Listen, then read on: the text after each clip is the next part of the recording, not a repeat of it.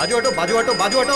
पांडे भैया की जय, पांडे भैया की जय, पांडे भैया की जय, पांडे भैया की जय।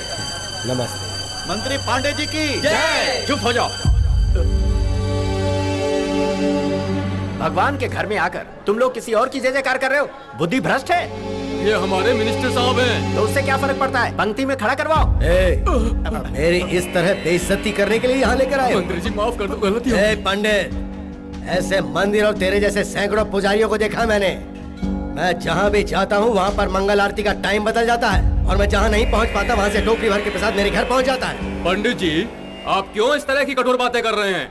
मिनिस्टर साहब यहाँ इसलिए आए हैं ताकि हमारे मंदिर को ज्यादा से ज्यादा फंड रिलीज करवा सकें। मंदिर को फंड दिलवाकर अगर उन्हें लगता है कि उनके सारे पाप धुल जाएंगे तो उनसे कह दो यहाँ आने की जरूरत ही नहीं है। पहले तू ये तय कर ले कि तुझे यहाँ रहना है या नहीं। ये गंदी राजनीति करने वालों का पार्टी ऑफिस नहीं है। सच्चाई, धर्म, न्याय, नीति का स्वतंत्र पीठ है।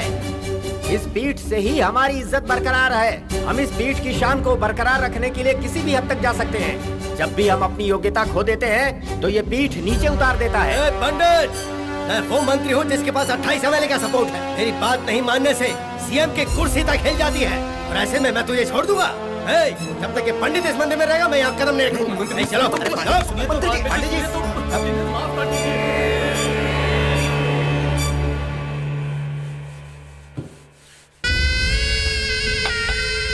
तो पंडित जानता नहीं कि मेरी पावर क्या है। वो ये बिल्कुल नहीं जानता कि मैं कौन हूँ। उसे ये भी नहीं पता कि कल पार्टी मीटिंग है। मैं सीएम से बात करके उस मंदिर को हमेशा के लिए बंद करवा दूंगा। मेरी बेइज्जती करने वाला वो पुजारी, वो परमेश्वर का बच्चा, अगर उसे भिखारी नहीं बनाया तो मेरा नाम भी पांडे नहीं। जी, आप इतनी छोटी सी बात को इतना बड़ा इश्यू क्यों बना रहे हैं? देखो, उस मंदिर का रख रखाव और पूजा पाठ जयदेव राव महाराज के जमाने से ताम्रपत्र में सुनहरे अक्षरों में उनके वंशजों को लिख कर दिया गया है। अपनी बकवास बंद करो। इसी जमाने में किसी ने लिख दिया तो क्या हुआ? आज इस देश में हमारा ही राज है। अरे हमें मानना ही पड़ेगा। देखिए ये सच है, हमारे देश को आजादी मिलने के बाद उस मंदिर को इंडोमेंटल में शामिल होने से रोक दिया गया। ये एक इतिहास में दर्ज हुआ पुण्य स्थल है। उसकी देखभाल वही करेंगे। इसकी इजाजत उन्होंने कानून से ले ली है। तो तुम लोग क्या चाहते हो? मेरी बेइज्जती करने वाले को छोड़ दूं, उससे बदला नहीं लूं? ओह, आपको इसके लिए कौन रोक रहा है? बस सही समय देखकर उस परमेश्वर पुजारी की गर्दन सर सर सर काट कर फेंक दूंगा। तुम क्या करोगे मुझे नहीं पता, लेकिन वो पुजारी दोबारा उस मंदिर में नजर नहीं आना चाहिए। ये मेरा फैसला है। ठीक है, जैसा आप चाहते हैं वैसा ही हो। आप चिंता ना कीजिए। मिनिस्टर के साथ आपने जो किया वो बिल्कुल सही किया गुरुजी। देखिए, हर एक धर्म के अंदर ऐसे अहंकारी लोग होते ही हैं। पवित्र मंदिर के अंदर प्रवेश लेने से पहले अपने सारे अहंकार को छोड़कर प्रवेश करें तो ही 33 करोड़ देवताओं को अपनी आंखों से देख सकते हैं। बिल्कुल सही गुरुजी। इस वर्ष का उत्सव भी जल्दी ही आने वाला है। जी हाँ, इस बार इस उत्सव का आयोजन बहुत धूमधाम से होना चाहिए। वो क्या है ना कि इस उत्सव में लाखों की संख्या में भक्त जन आने वाले हैं। उन सब के लिए भोज का प्रबंध भी उचित तरीके से होना चाहिए। किसी वस्तु की कमी नहीं होनी चाहिए। ठीक है गुरुजी। ठीक है, अब आप लोग जाइए। शंकरा परमेश्वरा। लीजिए। हाँ, तुम आज आरती में क्यों नहीं आई? आप जब शिव की आराधना करते हैं तब आपको सामने कुछ दिखाई देता है भला? आज एकादशी है, फल दूध कुछ लाऊं आपके लिए? नहीं भाग्यवान, पता नहीं क्यों मन कुछ व्याकुल सा हो रहा है। क्यों जी, ऐसा क्या हुआ? मठाधीश की उपाधि का ये मेरा अंतिम वर्ष है और यही सोचकर मेरा मन अत्यंत व्याकुल हो रहा है भाग्यवान। उसके लिए तू इतनी चिंता क्यों कर रहा है? तेरे बाद तेरा पुत्र शिव प्रसाद है ना। ये याद रख, कब क्या होना है, किसे क्या बनना है, ये सब ऊपर वाला जानता है। आप कहे तो मैं शिव से इस बारे में बात करूं? अब क्या बात करना है उससे? क्या वो मेरी बात सुनकर उसका पालन करेगा? वो सब तो ठीक है, उत्सव में उसे आमंत्रित किया है कि नहीं?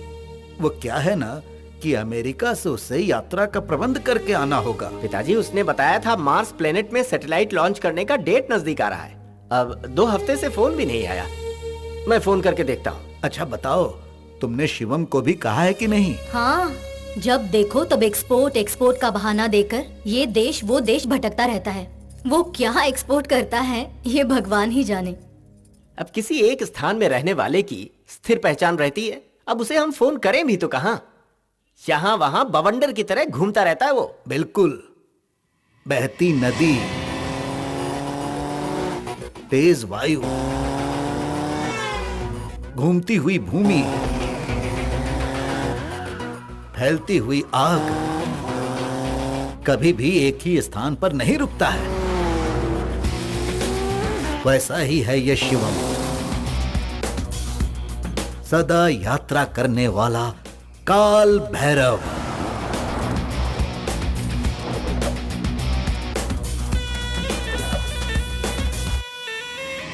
मुंबई में सीरियल ब्लास्ट कराने वाले मास्टरमाइंड अमंदुल्ला खान को सन 1985 में अरेस्ट किया गया था।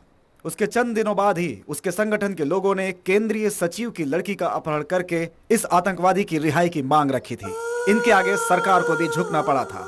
रिहा होते ही पाकिस्तान जाकर कोरियन माफिया के साथ मिलकर हिंदुस्तान में ड्रग का कारोबार शुरू कर दिया। भारतीय मूल के एलेक्स नाम के एक डॉन के साथ सोने के धंधे के सिलसिले में जब उसने एक मीटिंग सेट की, उसी वक्त इंटरपोल ने अटैक किया, जिसमें अलेक्जेंडर भाग निकला और ये पकड़ा गया।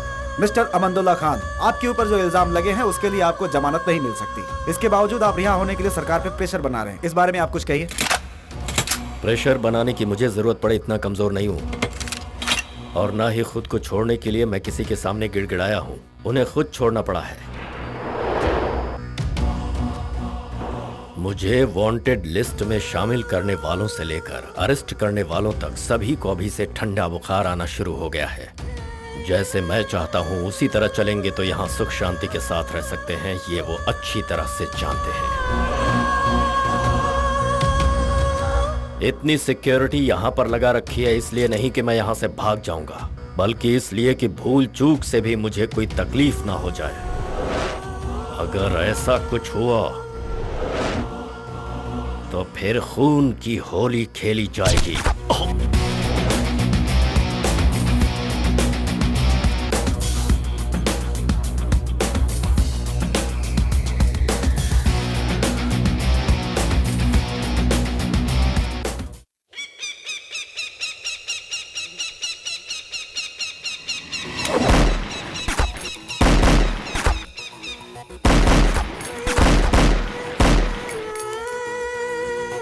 डबल गेम खेलकर चंद प्यादों को क्या मार दिया, ये मत समझना कि गेम इज ओवर। वो बाहर जरूर आएगा। The real game begins now. Baby, उसको बाहर लाने का काम मैंने ही किया है। नाउ ही इज नो मोर। खान गया कब्रिस्तान। तू एक लड़की है इसलिए छोड़ रहा हूं तुझे। जी ले अपनी जिंदगी।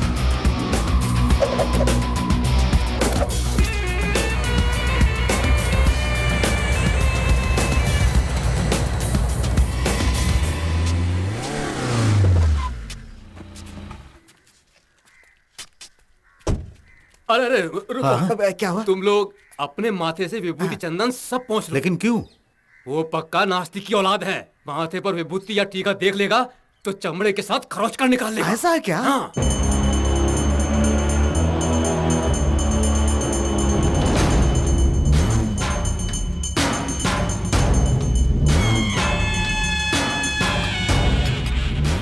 अहं ब्रह्मास्मि, मेरे लिए मैं खुद भगवान हूं।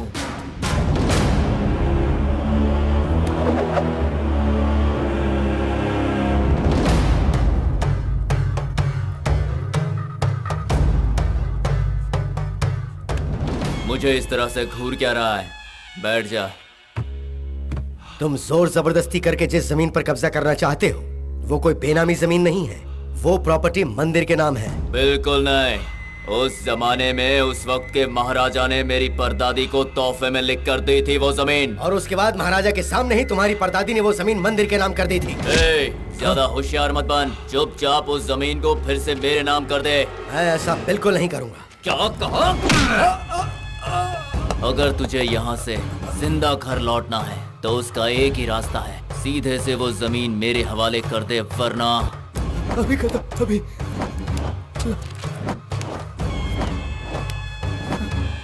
मैंने इस पे साइन कर दिया, अब मुझे जाने दो। इसकी लाश ले जाकर एक गड्ढे में डाल दो और वहाँ एक नारियल का पेड़ लगा दो। भूतनाथ जी, आपका नाम बिल्कुल सही है। माँ बाप ने सोच समझ कर रखा है। भाई, जब आप उसके सर पर नारियल फोड़ रहे थे तो हमारा दिल धक धक कर रहा था। भाई आप इस तरह कितने नारियल फोड़ चुके हैं? कितने सर फोड़े उसका हिसाब नहीं है तो नारियल का हिसाब कैसे रखूंगा। लेकिन एक बात जरूर याद रखना, हाल ही में जितने सर फूटेंगे उनमें तुम तीनों के सर शामिल होंगे। मेरी 40 एकड़ की जमीन में जो गौशाला है, कहा था उसे खाली करवाओ। वो काम छोड़कर तुम सब अपनी जेब भरने में लगे हुए हो। अरे रे, ये आप क्या कह रहे हैं? हमारी इतनी जुर्रत? भाई कुछ दिन और इंतजार कर लो। मंदिर की सारी जमीन जायदाद को अपने हाथ में लेकर हम सबको नीचा दिखाने वाला वो परमेश्वर पुजारी है। लेकिन कुछ ही दिनों में वो उस कुर्सी से उतरने वाला है। देखो अब मुझसे और इंतजार नहीं होता। क्या है ना, मैं नारियल फोड़ने के लिए बहुत उतावला रहता हूँ। आपको फिक्र करने की कोई जरूरत नहीं है। सारी जिम्मेदारी हम तीनों पर छोड़कर आप बेफिक्र होकर निश्चिंत हो जाइए। हम लोग सब संभाल लेंगे। गुरुजी, आपका संगीत सुनकर तो तालाब की मछलियाँ भी ऊपर आकर अपना नृत्य दिखा रही हैं। सभी विद्वानों के पास एक ही गुण होता है, लेकिन आप गुरुजी हर किसी की आवाज में कैसे गा लेते हैं? आप बहुत टैलेंटेड हैं। ये बात पूरा संसार जानता है, मुद्दे की बात करो। गुरुजी, आज आपको ढूंढते हुए एक बड़ा आदमी आया था। कौन था? उनकी लड़की की शादी में वो आपसे संगीत सम्मेलन करवाना चाहता है। तो कर देंगे। मेरी आपसे एक रिक्वेस्ट है, आपने इससे पहले एक शादी में गाना गाया था ना, शोक संगीत। यहाँ कौन किसका है, बेरहम दुनिया है, इमोशनल गाने मत गाना वहाँ पर। उससे तुझे क्या प्रॉब्लम है? मुझे कोई प्रॉब्लम नहीं है। ब्याह रचाकर घर संसार बसाने वाला लड़का आपका गाना सुनकर 1 महीने के अंदर ही अपनी पत्नी को छोड़कर जंगल में चला गया। वही तो, मेरे संगीत में पावर है। पावर संगीत में नहीं, आपके पेट में है, भूल गया आप?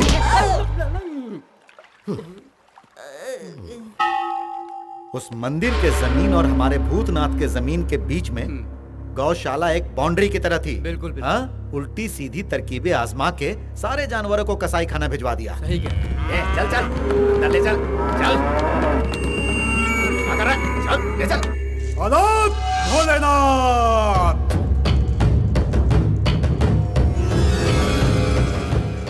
अत्याचार, महाअत्याचार, सत्यानाश हो जाएगा पापियों। जैसा बीज बोएगा वैसा ही फल पाएगा। याद रखना, दूध देने वाली का रक्त बहाने वाले पापियों, तुम्हारा सत्यानाश हो। सड़ी गली चीजों को खाकर पचाने वाले गिद्ध हो तुम। घोर संकट आने वाला है। तुमने जो जाल बिछाया है उसमें तुम लोग ही फंसोगे।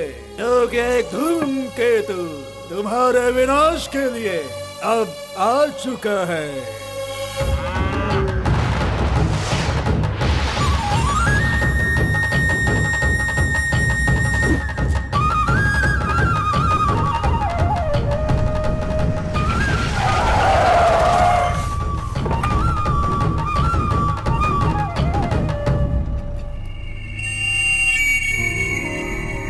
क्या है बे? बीच सड़क पर बाइक खड़ी कर रखी है, उड़ा कर निकल जाऊं क्या? वो क्या है ना सर, आप जो जानवर ले जा रहे हैं ना, उनमें मेरा भी एक बछड़ा है, छोटा सा। अगर आप उसे मुझे दे दे तो। उसे तुझे दे दूं? रोकड़ा देकर खरीदा मैंने। सर, मेरी बात को समझिए सर। सर बात कुछ यूं है कि अगर आपने उसे गंजा भी कर दिया तो भी आपके सर जितने बाल भी नहीं मिलेंगे आपको। सर सच कह रहा हूँ, प्लीज सर। सर वो बछड़ा है sir, please sir. Sir please मेरी बात मान जाइए सर। सर क्या कर रहे हैं? प्लीज सर मान जाइए, प्लीज सर। चल दूर है। 1 मिनट रुक जा। हाँ सर।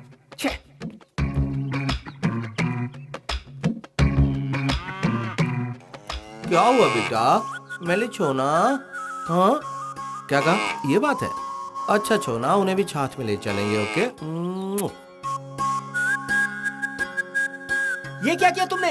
एक को कहा था, तुमने सबको उतार दिया। हमने नहीं, सबको इसी ने उतारा है। ऐसा क्यों किया? दिखाई नहीं दे रहा मैं बात कर रहा हूँ छोना से? हाँ अच्छा ठीक है। ठीक है। ये क्या पागलों के जैसे इससे बात कर रहा है? इसकी बोली तुझे समझ में आती है? क्यों नहीं समझ में आएगी, बिल्कुल समझ में आएगी। ये कह रहा है कि इसे माँ भी चाहिए। अभी चल रास्ता ना। भाई क्या है ना, लगता है तुम भी अपनी माँ से बिछड़कर लावारिस। मैं लावारिस नहीं हूँ। हाँ तो ये भी लावारिस नहीं बनना चाहता। ओ हाँ तो बोलो माता। हाँ बोलो। हाँ तो ये बात है। ओहो ऐसा क्या? ठीक है मैं बात करता हूँ। Okay don't worry. ठीक है इसकी माँ को भी ले जा। हाँ बात यह है कि हम दोनों के सौदे में एक छोटा सा चेंज आ गया अब कैसा चेंज है भाई? माँ अकेली आने को तैयार ही नहीं हो रही है। तो फिर ये क्या चाहती है? ये माँ जॉइंट फैमिली में पली बड़ी है, तो अब दीदी को, दादी को, नाना को, नानी को, काका को, काकी को, बुआ को, फूफा को, सबको ये अपने साथ ले जाना चाहती है। कंफ्यूजन ये है कि तुम इन सबको मुझे लौटाओगे या फिर नहीं। कह रहे हीरो अपन को धमकी दे रहा है। अब तो अपन तेरे को ही कसाई खाना ले जाएगा, समझा? हाथ हटा बे। नहीं हटाया तो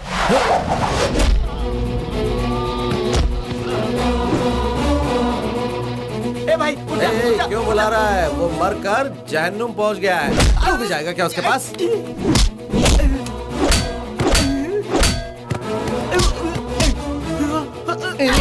इन्हीं हाथों से तू जानवरों को काटता है ना? इन्हें मैं तोड़ देता हूँ। भूल गया कि उसका दूध तू पीता है और अब उसी को काटने जा रहा है तू? हाँ, बेरहमी की हद पार करती है।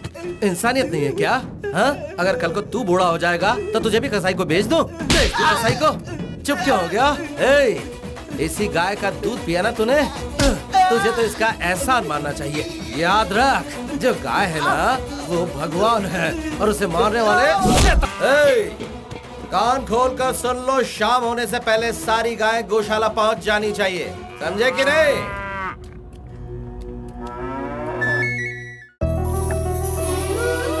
दीपक राग से दीप जल उठी, मेघ मल्हार से वर्षा हो उठी। ये क्या है गुरुजी? आपका संगीत सुनकर लड़की ही प्रकट हो गई। यही तो स्वर सम्राट का कमाल है। गुरुजी, नारी कसाई बन गई। ये क्या कर रही है? इतने खूबसूरत चेहरे ने अचानक चंडी का रूप ले लिया। आज तो मैं सबक सिखा कर ही रहूंगी। मैं छोड़ूंगी नहीं।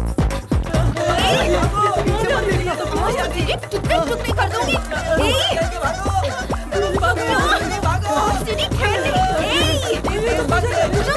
मैं कह रही हूँ रुक जा। रुक जा। इतनी लंबी दौड़ लगाई और वो भी हमारे लिए नहीं। सॉरी गुरुजी, हमसे मिस्टेक हो गई। अरे वो मर गया। आज तो शिवम की हत्या निश्चित है। क्या हुआ शिवम? कोई कुत्ता पीछे पड़ा है क्या? कुत्ते को तो मैं पत्थर मार के भगा देता, लेकिन यहाँ तो काली माँ चढ़ी साक्षात मेरे पीछे है। बचाओ। Police police. तूने क्या समझ रखा है? हाँ, एक ही बार में सिर से पर अलग कर दूंगी, समझा? बचाओ। इस साल मैं तुझसे शादी करके ही रहूंगी। ये क्या हुआ? जो हत्या करने गई थी वो विवाह की बात कर रही है। गुरुजी, क्या? आपका ट्रैक क्लोज। अरे तुझसे शादी कौन करेगा? तुझे पता है तू कैसी लड़की है? ना शर्म ना हया, ये कोयता लेकर बीच सड़क पे मुझे दौड़ा रही है। गुरुजी, आपका ट्रैक ओपन। अंकल जी, आप इस लड़की को नहीं जानते। पता है इसने 10वीं में क्या किया था? इतनी शॉर्ट्स पहनकर पेड़ के ऊपर चढ़ गई थी और मुझे नीचे बैठा दिया था। आम जो चुराने थे इसे। शिव की सौगंध, काश तेरी जगह वहाँ पर मैं होता। पर चाहे जो भी हो, मैं शादी तुझसे ही करूंगी। सिर कट जाए या जान चली जाए, तुझे मुझसे कोई नहीं बचा सकता। तू मेरा भले सर कलम कर दे, मैं तुझसे शादी नहीं करूंगा। बिल्कुल सही कहा, किसी भी कीमत पे इसे शादी मत करना। अपनी जुबान पे कायम रहना। थैंक यू, आप इसे संभालो। क्या पापा, आप हमेशा उसी की तरफदारी करते हैं। अरे तेरी किस्मत अच्छी है, वो खुद शादी से इनकार कर रहा था। आज आया है, कल चला जाएगा, 6 महीने तक नहीं दिखेगा। वो कहाँ क्या करता है किसी को कुछ नहीं पता। ये लड़का तेरे लायक नहीं है। एक अच्छे लड़के से तेरी शादी करवाऊंगा, उसे भूल जा तू। शिवम के साथ इसकी शादी नहीं होगी। अब आपकी लाइन क्लियर है। ऐसा क्या? तो फिर मैं बजाना शुरू करता हूँ। क्या? हारमोनियम। तुम लोग हमेशा सिर्फ डबल मीनिंग ही समझते हो। गुरु गुरु गुरु गुरु, जरा रुको गुरु। ओ श्री कुमार, कैसे हो? टोपी पहनाने का बिजनेस कैसे चला? चुप हो जाओ गुरु। पुरानी बातों को तुमने अब तक अपने पेट में पचाया नहीं। ठीक है यार, अच्छा बताओ क्या काम है? ज्यादा कुछ नहीं, बस तुमसे एक छोटी सी हेल्प चाहिए थी। ओ मुझसे? बोलो क्या? तुमने तो उस लड़की को ना कह के छोड़ दिया है, तो मैं सोच रहा था कि ऐसे मौके पे क्यों ना मैं ही ट्राई कर लूं। अगर तुम कोऑपरेट करोगे तो सोचा कि एंटर द ड्रैगन की तरह मैं उसकी लाइफ में एंट्री कर लूंगा। ठीक है, ओके ओके। लेकिन एक बात याद रखना दोस्त, वो लड़की महा डेंजरस है। ये जो तूने अपना एंटीना खड़ा कर रखा ना, इसे छुपा ले वरना नोच के बाहर निकाल देगी। All the best. जा, मैंने छोड़ दिया उसे। थैंक्स गुरु, टाटा गुरु। ओके, तुम संभालो उसे। दीदी, सुना है शिवम लौट आया है। अच्छा, पता नहीं घर कब आएगा। जानती हो, भूतनाथ के साथ ट्रस्ट के सारे लोग मिलकर जानवरों को कसाई खाना भेज रहे थे। हे राम, उसके बाद क्या हुआ? वहाँ हमारा शिवम पहुँच गया और उसने उन सारे जानवरों को बचा लिया। भगवान तुझे बुरी नजरों से बचाए। ये क्या माँ, जब भी आता हूँ तुम आरती उतारती हो। ओह, ओके ओके। इसे ले जाओ। जाओ जाओ, जल्दी नहा कर आओ, मैं तुम्हारे लिए खाना परोसती हूँ। खाने में तुमने हलवा पूरी तो बनाया ना? मुझे पता है तुम्हारी मनपसंद चीज क्या है, मैंने सब वाह बनाया वाह है। वाह वाह, इन हाथों से बनाया हलवा पूरी खाए मुझे अरसा हो गया। मैं 5 मिनट में आता हूँ, ठीक है? जा। कैसे हो भाई? Hello, hi. Hi Pawan, how are you? Hi चाचू। ये लो, इसे खोलो और जो तुम्हें चाहिए वो ले लो, ठीक है? Thank you. क्या बात है, मुझसे पहले यहाँ पहुँच गए? बस परसों इसका एग्जाम खत्म हुआ और पापा ने कहा कि उत्सव आ रहा है तो आप लोग आ जाइए, तो हम जल्दी आ गए। गुड। तू लास्ट मंथ अमेरिका आने वाला था, तो आया था या नहीं? कुछ पता ही नहीं चला। आया था लेकिन तुरंत लौट आया, तुमसे मिल नहीं पाया, सॉरी भैया। ये पहली बार नहीं है कि तू ऐसा कर रहा है। बेटा हाय गॉडफादर, हाउ आर यू? दद्दू। अरे बेटा मेरा बच्चा शिवम, कैसे हो दद्दू? अरे मैं तो ठीक हूँ, लेकिन तू ये बता कि तू सुबह आने वाला था तो इतनी देर क्यों हो गई? अब क्या कहूँ दद्दू, वो जो लड़की है ना, वो तो साक्षात काली का अवतार है। इतना बड़ा कोयता लेकर बिंदास होकर मेरी जान लेना चाहती थी वो। अरे बाप रे। ये क्या बेटा, तुम उसकी बुराई कर रहे हो? तुम तो उसकी जान हो। क्या कहा? जान हूँ? नहीं भागता तो बीच बाजार में मुझे टपका देती। हाँ, वो तो अंकल आगे तो मैं बच गया।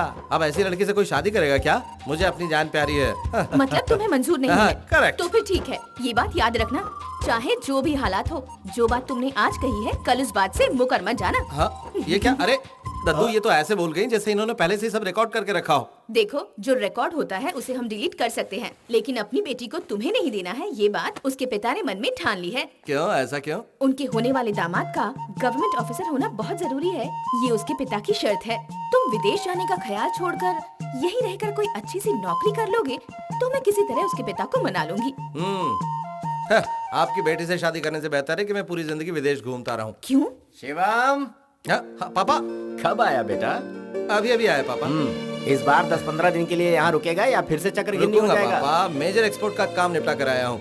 ठीक है ठीक है, इस बार कार्तिक उत्सव के बाद ही तुझे यहाँ से जाना होगा। पापा, मम्मी के हाथ का खाना और आपके हाथ का प्रसाद खा कर ही जाऊंगा, ये फैसला करके आया हूँ। अच्छी बात है। हाँ माँ। अरे जल्दी आ, कब से बुला रही हूँ। हाँ आ रहा हूँ माँ, आता हूँ, माँ बुला रही।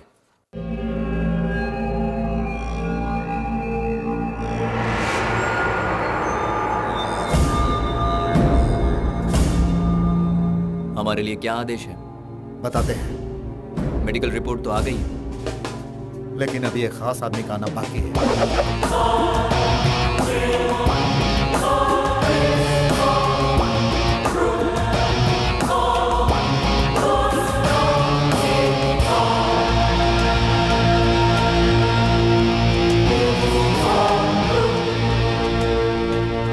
शुक्रिया मेरे दोस्त, शुक्रिया।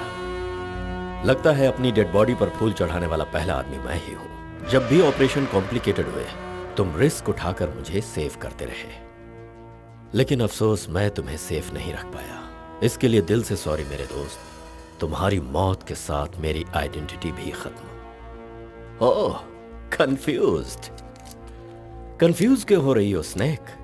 You are too precious to be lost. तुम्हारी मुलाकात हमेशा मुझसे ही होती थी। ये तो बस मेरा एक मुहावरा था। मेरा दुश्मन एलेक्स मुझे नीचे गिराने के लिए कैसे कैसे प्लान बना रहा था मुझे पहले से पता है, लेकिन उसका फाइनल टारगेट क्या है ये जानने के लिए अपने डुप्लीकेट को उसके साथ मीटिंग के लिए भेजा था।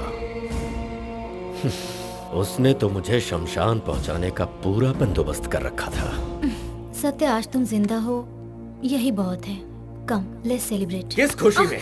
जो जेल के अंदर बंद था उसे बाहर निकालकर पब्लिक के सामने मारा, इस खुशी में सेलिब्रेट करें, या फिर मेरी आइडेंटिटी हमेशा के लिए खत्म हो गई इस खुशी में? जब तक मैं न चाहूं मेरे डुप्लीकेट के मौत की खबर लीक नहीं होनी चाहिए।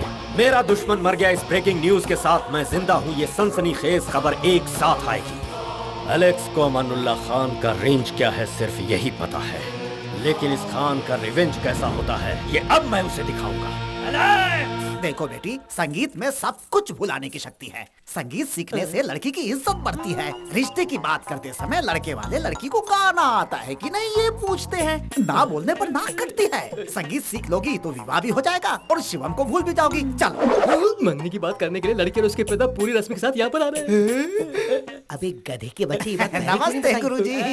नमस्ते शंकर भैया। अंकल जी। अंकल नहीं तो क्या दादा बोलूं? नहीं श्रीमान, हाइट और साइज छोड़ दें तो हमारी और तुम्हारी उम्र लगभग एक ही है। अरे श्रीमान जी, आप कैसी बातें कर रहे हैं? आपकी तो शादी लायक एक जवान पुत्री है और मेरी तो अभी तक शादी भी नहीं हुई है। वाजपेयी जी और अब्दुल कलाम जी भी अभी तक कुंवारे ही हैं। मुझे बात आगे नहीं बढ़ानी है।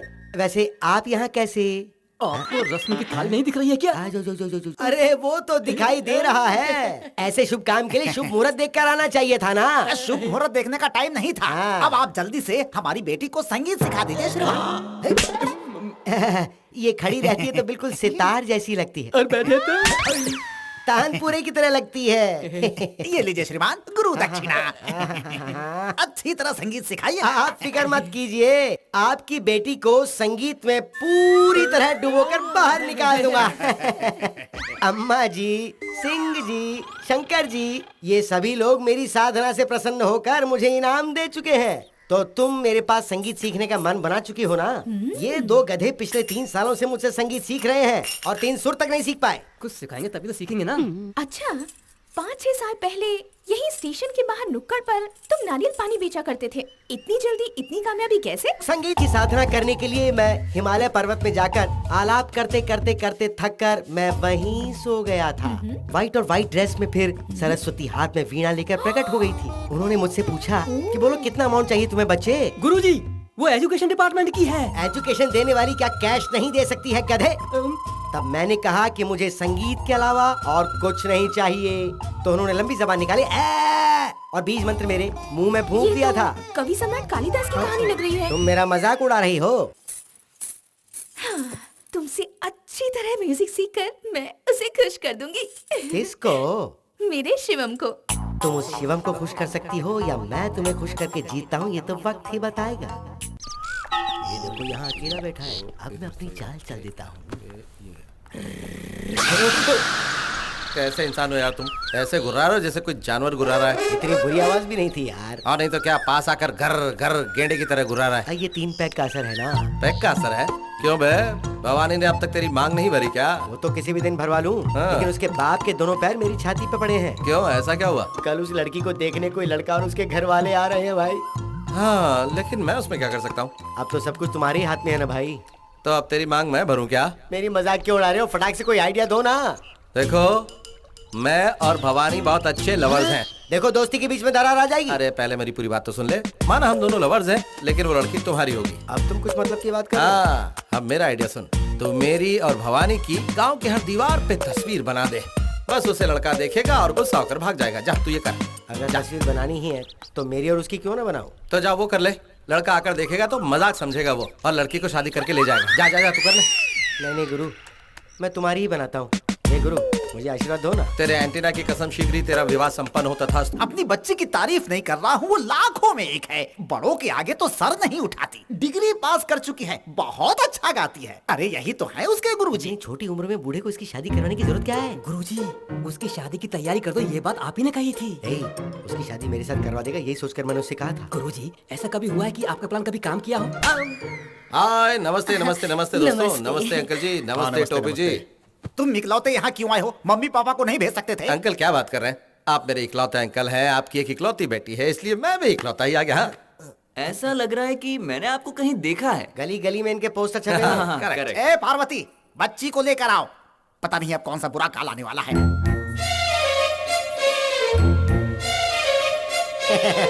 इन्हें भी मैंने कहीं। अच्छा, ये क्या किया? मनहूस। पापा क्या है? लगता है इस लड़की को भी मैंने कहीं देखा है। इसमें शक्कर तो बराबर से मिलाई है ना? हाँ मिलाई है, हाँ। लेकिन मिक्स नहीं की है। तो करो जाने मन, मिक्स करो। हाँ, ए जी, मेरी फिंगर छोटी है। ठीक है, तो लाओ मैं करता हूँ। ओके। ये तुम सबके सामने क्या कर रहे हो? ये अपना मुंह बंद कर, मैं तेरे लिए काम कर रहा हूँ।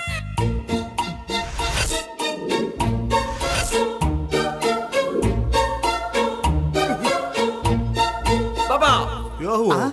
इस गांव की हर एक दीवार पर इन दोनों की तस्वीरें मैंने देखी है। अब सब कुछ खत्म हो गया पापा। अरे ये तो क्या कह रहा है? वो जहाँ उंगली घुमा रहे हैं ना, वैसे हमें भी घुमा रहे हैं। दूध में। किसी भी कीमत पर मैं इस बी ग्रेड मूवी से शादी नहीं करूंगा। चलो पापा। 1 मिनट। मुझे बी ग्रेड मूवी कहा? हाँ। अबे मैं ब्लॉकबस्टर मूवी हूँ। तुम मुझे रिजेक्ट करोगे?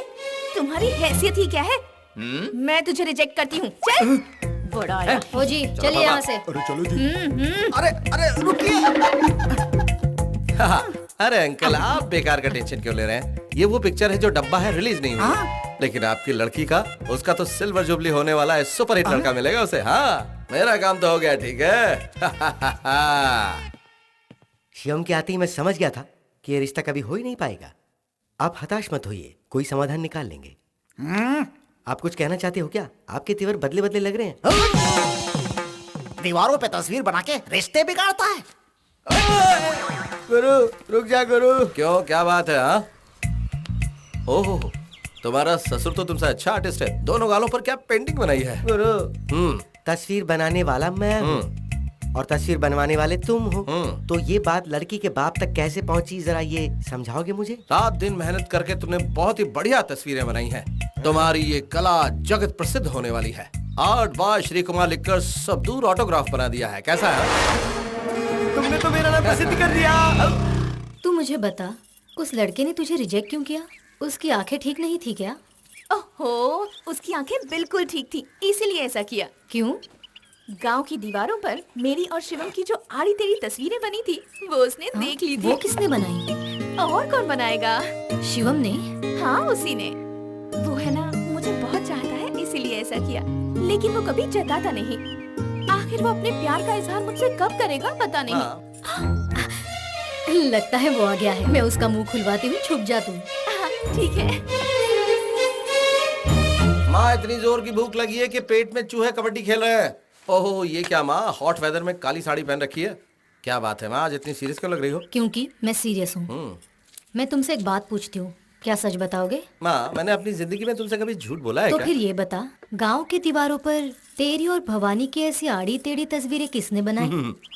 बनाई है उस मोटू श्री कुमार ने और बनवाई है मैंने। क्या? किस लिए? ताकि भवानी की उस लड़के से शादी न हो सके। ऐसा करवाने से तुझे क्या मिलेगा? मुझे भवानी मिलेगी, और क्या माँ? मतलब वो तुझे पसंद है? ये क्या माँ, बेटे से ऐसे सवाल नहीं पूछे जाते। ए, तुझे पसंद है या नहीं? हाँ, पसंद है। हाँ, मुझे कुछ सुनाई नहीं दिया, जरा जोर से बोल। भवानी मुझे बहुत पसंद है। तो फिर गधे, उस बच्ची को तू जानबूझकर क्यों सताता है? देखो माँ, ऐसा है कि अगर मैं उसे चाहता हूँ, ये उसे पता चल गया, तो मेरी शादी से पहले ही तुम 2-3 बच्चों की दादी माँ बन जाओगी।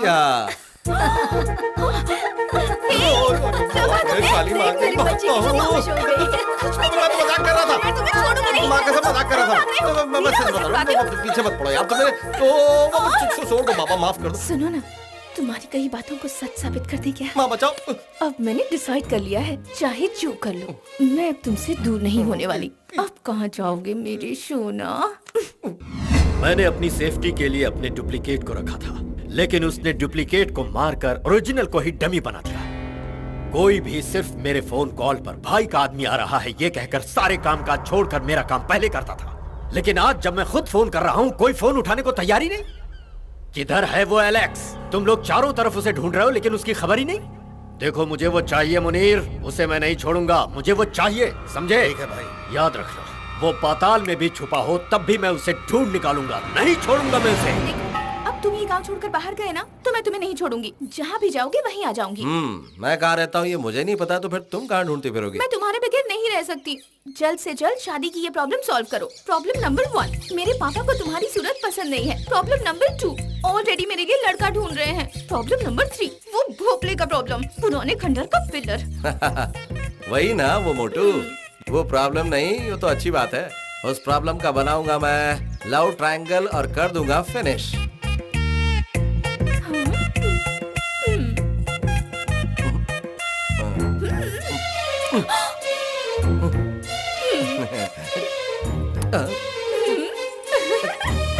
आज से आपका खाना पीना सब बंद। आज के बाद सिर्फ गाना बजाना। जिस चिड़िया के पीछे आप थे ना, वो तो फुर्र करके उड़ने वाली थी। वो तो सही वक्त पे आकर शिवम ने मदद की, तो वो नहीं उड़ पाई। इस खुशी के मौके पर एक गाना हो जाए। अच्छा, मुझे आपसे कुछ बात करनी है। हम दोनों के बारे में बात करनी है? हाँ, हम दोनों की पर्सनल बात है, इसलिए इन दोनों चलो, को तबला ढोलक उठाओ और रवाना हो जाओ। अरे चलो चलो, जान बची, चलो। Sit down, darling. ओहो, गुरु, कल उस शिवम मंकी ने मुझे गुड न्यूज दी कि वो शादी का प्रोग्राम कैंसिल कर रहा है। रात को जब मैं सोई थी, तब एक मोटा सा चेहरा मेरे सामने आया जो मेरे मन को भा गया। फोकस करने के बाद जब मैंने देखा, तो वो आप थे। क्या मैं था? और उसके बाद मुझे सच्चाई का पता चला, यही कि मुझे आपसे बेइंतहा मोहब्बत है। चोटी के एंटीना को इतना ना हिलाओ, रिसेप्शन हिल जाएगा। नॉटी। आपसे एक सवाल पूछूं? क्या ये आपके चेहरे का जादू है, जो मैं पिघल कर पानी पानी हो जाती हूँ? Of course. I have decided. I love you. What's next? अब आप आकर मेरे पापा से हमारी शादी की बात कीजिए। ओके स्वीटी।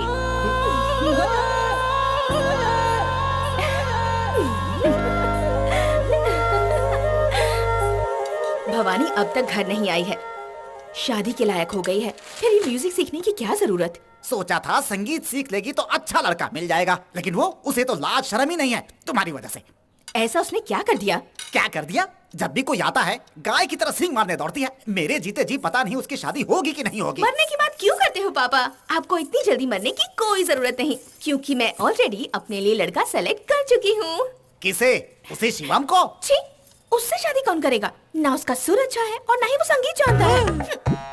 बिल्कुल सही कहा। अच्छा हुआ तेरे दिमाग से उसका भूत उतर गया। मैं बहुत खुश हूँ। वो लड़का कौन है बोल? अपने म्यूजिक टैलेंट से सबके दिलों का टैलेंट बना हुआ वही मेरा फेमस म्यूजिक गुरु श्री 7 सुरों का मालिक यानी सम्राट मेरा दिल जीत चुके हैं।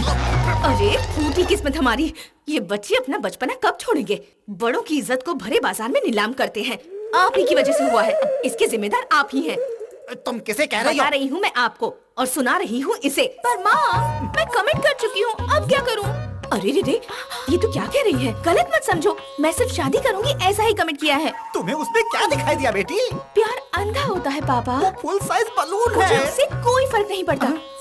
कल वो शादी की बात करने आ रहे हैं। पापा आप रेडी रहना, माँ तुम भी रेडी रहना, दामाद जी आ रहे हैं। बहुत बढ़िया सिलेक्शन है। अब फैमिली पोर्ट्रेट कैसा होगा ये भी देख लो। ए पार्वती, हमारे तो नसीब ही फूटे हुए हैं। किसी तरह खाई से बचे तो सामने कुआं आ गया। अब ये विक्रम क्या करे? अब ये तो बेताल ही जाने।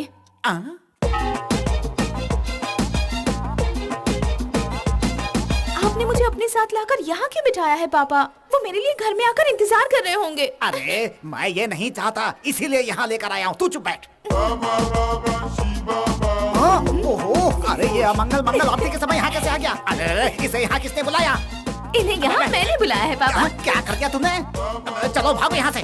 पापा रुको ना पापा, एक मिनट। क्या बात है श्रीकांत अंकल, यहाँ कैसे? क्या कहा अंकल? और नहीं तो क्या तुम्हें दादा कहूँ क्या? हेलो, मैं तुम्हारी लड़की का पति, तुम्हारा दामाद। मेरी लड़की का पति नहीं, तुम काला कोयला हो। हाथ दिखाकर बात मत करो। कल इन्हीं हाथों से मेरा पैर धोकर कन्यादान करने के बाद अक्षत डालेंगे मेरे सिर पे। अक्षत मैं तेरे सर पे नहीं डालूंगा, तेरे लाश पे डालूंगा, तुझे जला दूंगा।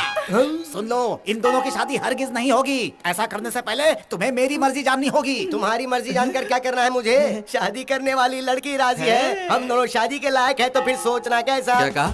इससे शादी करोगे क्या यार? नहीं नहीं, ये अब तक शादी के बिल्कुल लायक नहीं, जबकि तुम तो शादी की उम्र पार कर चुके हो। सच में देखो भवानी, इसे तो तुम्हारी क्या हुआ?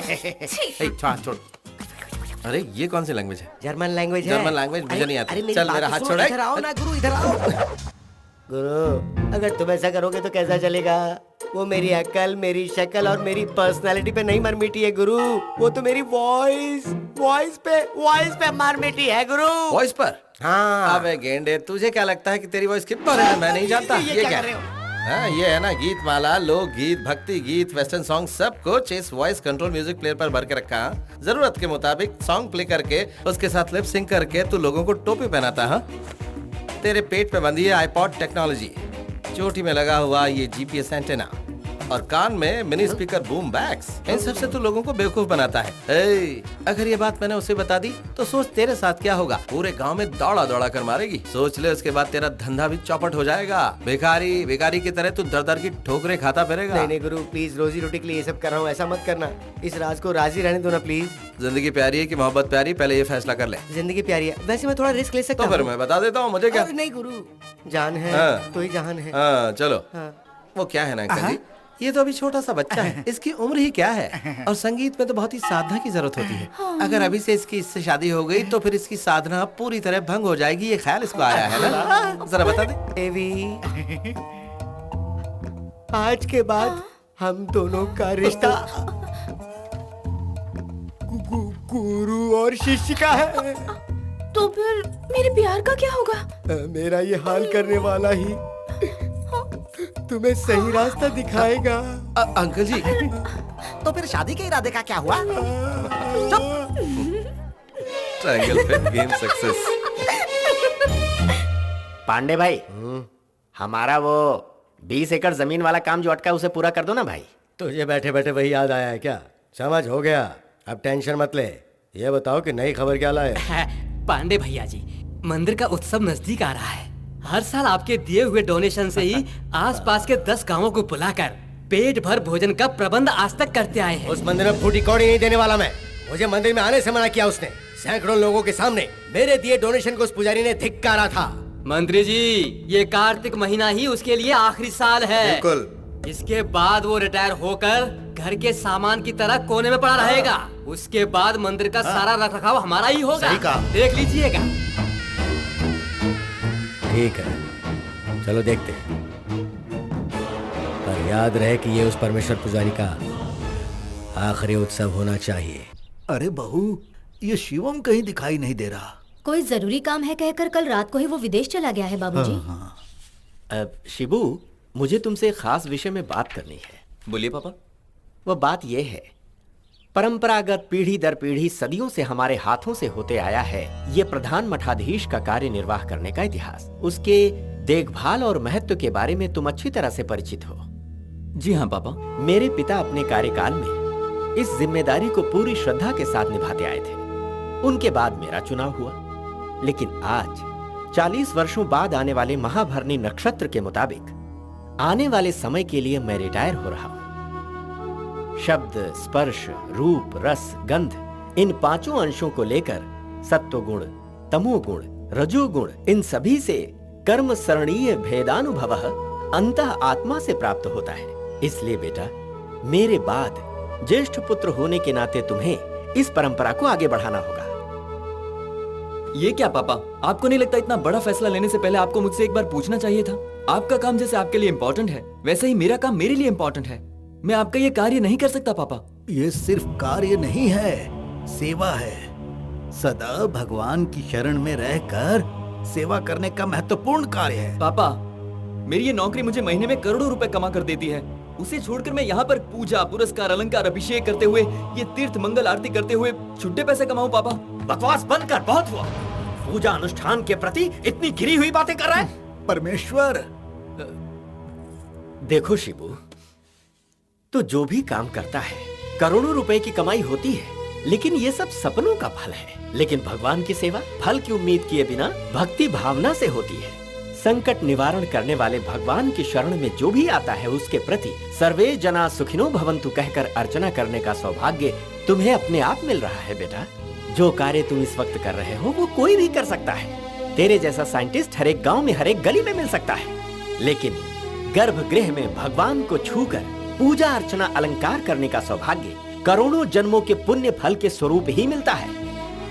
ऐसे शुभ अवसर को यदि तुम खो दोगे तो तुमसे बड़ा मूर्ख इस संसार में और कोई हो ही नहीं सकता। पापा प्लीज मुझ पर ज्यादा प्रेशर मत डालिए। चाहे कुछ भी हो जाए, मैं अपना फैसला नहीं बदलने वाला। पापा भगवान के लिए ऐसी बातें मत करो शिबू। तुम्हारे ना कहने से तुम्हारा कोई नुकसान नहीं होगा बेटे, परंतु पुरखों से चली आ रही ये पुरानी परंपरा हमारे वंशजों के हाथ से चली जाएगी। तुम भी ऐसी बातें क्यों कर रही हो माँ? आज मैं आपकी बातों में आकर गलत कदम उठा लूंगा तो कल पश्चाताप भी मुझे ही करना पड़ेगा। कैसी पश्चाताप की बातें कर रहा है तू? आज तू, तेरी पढ़ाई, तेरी नौकरी, तेरी तरक्की, यहाँ तक कि 2 वक्त की रोटी भी तू खा रहा है तो वो सब भगवान शिव के आशीर्वाद से ही है। ऐसे शिव की पूजा आराधना करने से तू इनकार कर रहा है? मूर्ख कहीं का। पापा, आप जिस शिव पूजा की बात कर रहे हैं उस पूजा को मैं ना करूँ ये भी पुरखों की मर्जी हो सकती है। पुरखों, परंपरा और उत्तराधिकारी के नाम पर आप मेरी बलि चढ़ा रहे हैं। पापा, दादा के बोए हुए बरगद के पेड़ पर मैं फांसी पर चढ़ जाऊं क्या? शिबू, जिन 9 ग्रहों की पूजा करने की बात कर रहे हैं उन 9 ग्रहों के साथ मैं अपने लैब में रोज खेलता हूं। पापा, भगवान के लिए मुझे बख्श दीजिए। बार बार एक ही बात। ये पूजा, पुरस्कार, धर्म, ये सब आपका काम है। मुझे ये सब नहीं समझ में आता और ना ही मैं करना चाहता हूँ। बेटा शिवू,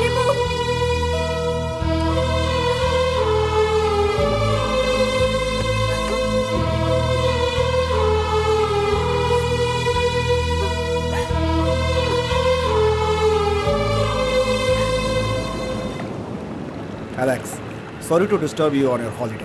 खान के साथ उसके पूरे गैंग को फिनिश करके तुम्हारे इंडिया जाने के बाद यहाँ ब्यूरो ऑफ लैंड मैनेजमेंट के हिसाब से बड़े पैमाने पर फिर से ट्रक का धंधा शुरू हो चुका है। इस बार इस धंधे को किसी और ने टेक ओवर किया है। उसे खत्म करने के लिए ही तुम्हें यहाँ फिर से बुलाया गया है। माफिया नेटवर्क कुछ अलग तरह से काम करता है। किसी और धंधे में जब नंबर 1 का आदमी नीचे आता है तभी दूसरे नंबर का आदमी उसकी जगह पर पहुंचता है, लेकिन यहाँ पर इंतजार नहीं किया जाता बल्कि बंदूक की नोक पर जगह हासिल की जाती है। जो पहली गोली चलाता है जीत उसी की होती है। इसलिए मैंने उसे बाहर निकाला और जहन्नुम भेज दिया। खान की जगह खाली होने के बाद नेटवर्क का फिर से इतने थोड़े समय में चालू हो जाना, इसका सिर्फ एक ही मतलब है, कोई और है जो खान की जगह पर पहुंच चुका है। यास्मीन, यूसुफ, आयशा, जफर एंड नूरू, ये लोग हर महीने 50 से 60 टन ड्रग्स अमानुल्लाह खान से खरीदा करते थे। हमें उन्हें ढूंढना होगा और उनका सफाया करना होगा।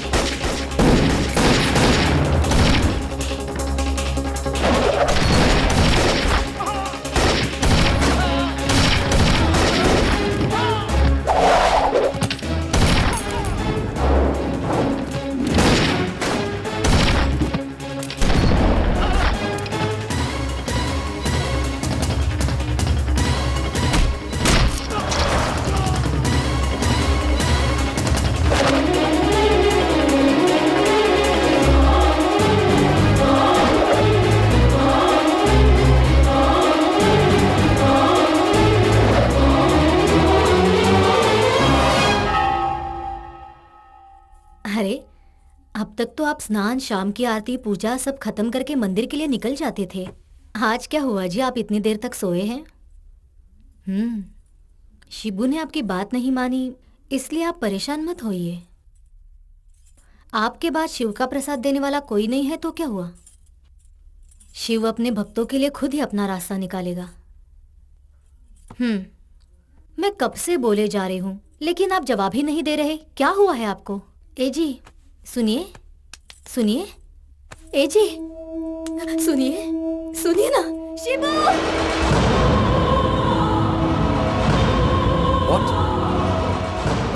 रुद्रा, शरीर से मुक्त हुआ जीव आत्मा तेरी ओर प्रस्थान कर चुका है, उसे तू मुक्ति दिला।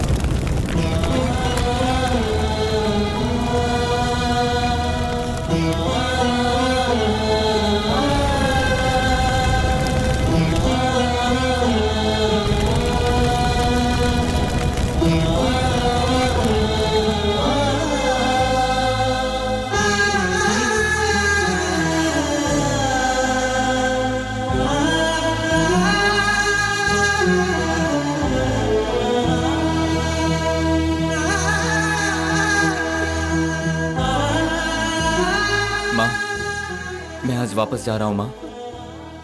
यहाँ की सारी विधि संपन्न करने के बाद तुम भी मेरे पास आ जाना माँ। पापा नहीं रहे तो तुम यहाँ रहकर क्या करोगी माँ? दद्दू आप इन्हें समझाते क्यों नहीं? अगर माँ मेरे पास आ जाएंगी तो इन्हें अपने दुख दर्द से छुटकारा मिल जाएगा। हमारी सोच जैसा अगर सब कुछ होता तो दर्द से हर किसी को छुटकारा मिलता, संसार में हर कोई हंसी खुशी के साथ जीवन बिताता। ये सब कुछ छोड़कर तुम्हारे साथ आना हमारे लिए बिल्कुल मुमकिन नहीं। इतने सालों तक यहाँ रहे, हम इस मंदिर और जगह को नहीं छोड़ सकते। यही हमारा अस्तित्व है।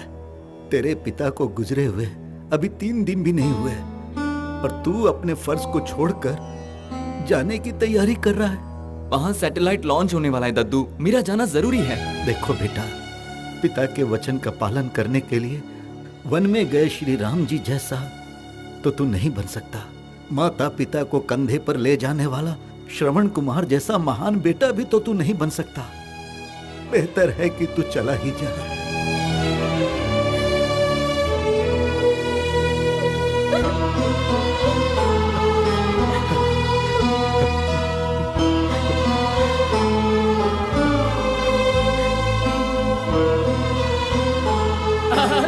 अरे सुनो भाई जी, आपके लिए खुशखबरी है। वर्षों से जो आपका दुश्मन बना बैठा था, वो परमेश्वर पुजारी सीधा कैलाश चला गया। इतना ही नहीं, उसके बाद उसका उत्तराधिकारी बेटा ये कहकर विदेश चला गया कि मुझे इस झमेले में नहीं पड़ना है। इतना अच्छा मौका हमें अपने हाथ से जाने नहीं देना चाहिए, छीन लेना चाहिए उसे।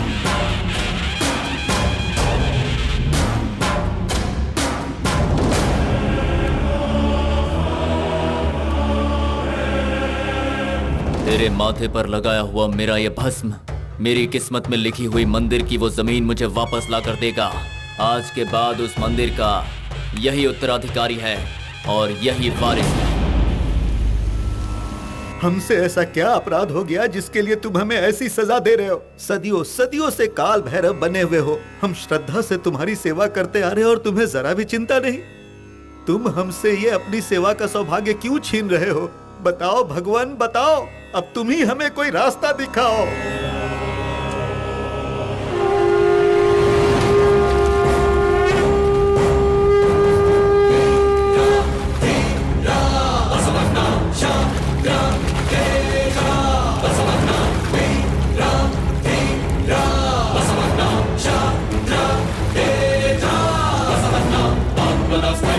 ಧೈರ್ಯದ ಶಕ್ತಿಯೇ ಬಸವಣ್ಣ, ಕ್ರಾಂತಿಯ ಶಾಂತಿಯ ಧರ್ಮದ ದೀಕ್ಷೆ ಬಸವಣ್ಣ, ಆತ್ಮದ ಧೈರ್ಯದ ಶಕ್ತಿಯೇ ಬಸವಣ್ಣ.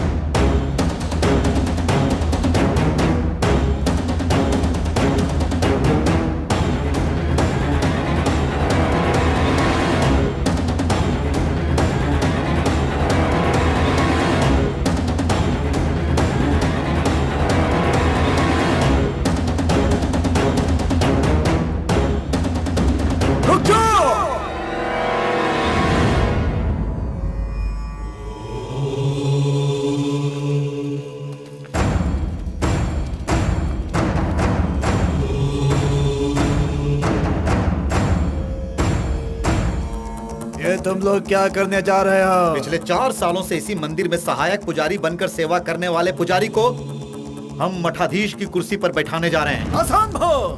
वो कार्य इनके वंशजों का है। पुराने मठाधीश का पुत्र हुआ तो क्या हुआ? हम इससे अपना मठाधीश नहीं मानते। इसमें उस पद के लिए कोई योग्यता है क्या? मैं ही अगला वारिस हूँ ऐसा कोई दावा ठोकने के लिए। ये कोई तुम्हारे पूर्वजों की जागीर नहीं है। सिर्फ जागीर की बात होती तो मैं उसे छोड़ देता। ये अस्तित्व की बात है, हमारे पूर्वजों का अस्तित्व। उस स्थान में बैठने के लिए तेरी क्या औकात है? तुझमें क्या योग्यता है? तुम्हें क्या जानना है पूछो। ऐसा क्या गुरुजी, सारी जनता के सामने ये परीक्षा हो जाए, अभी की अभी फैसला हो जाएगा।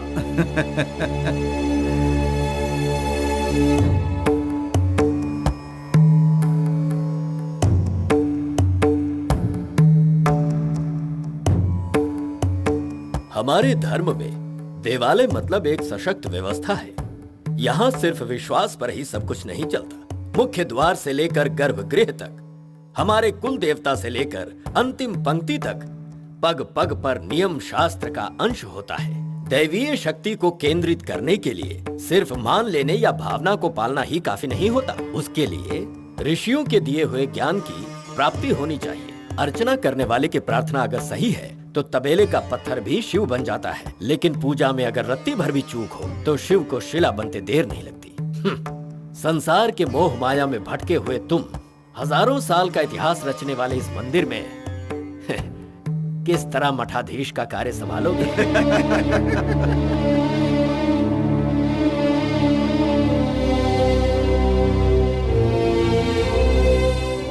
मैंने आज तक ऐसा कोई काम नहीं किया जिससे हमारे धर्म को चोट पहुंचे।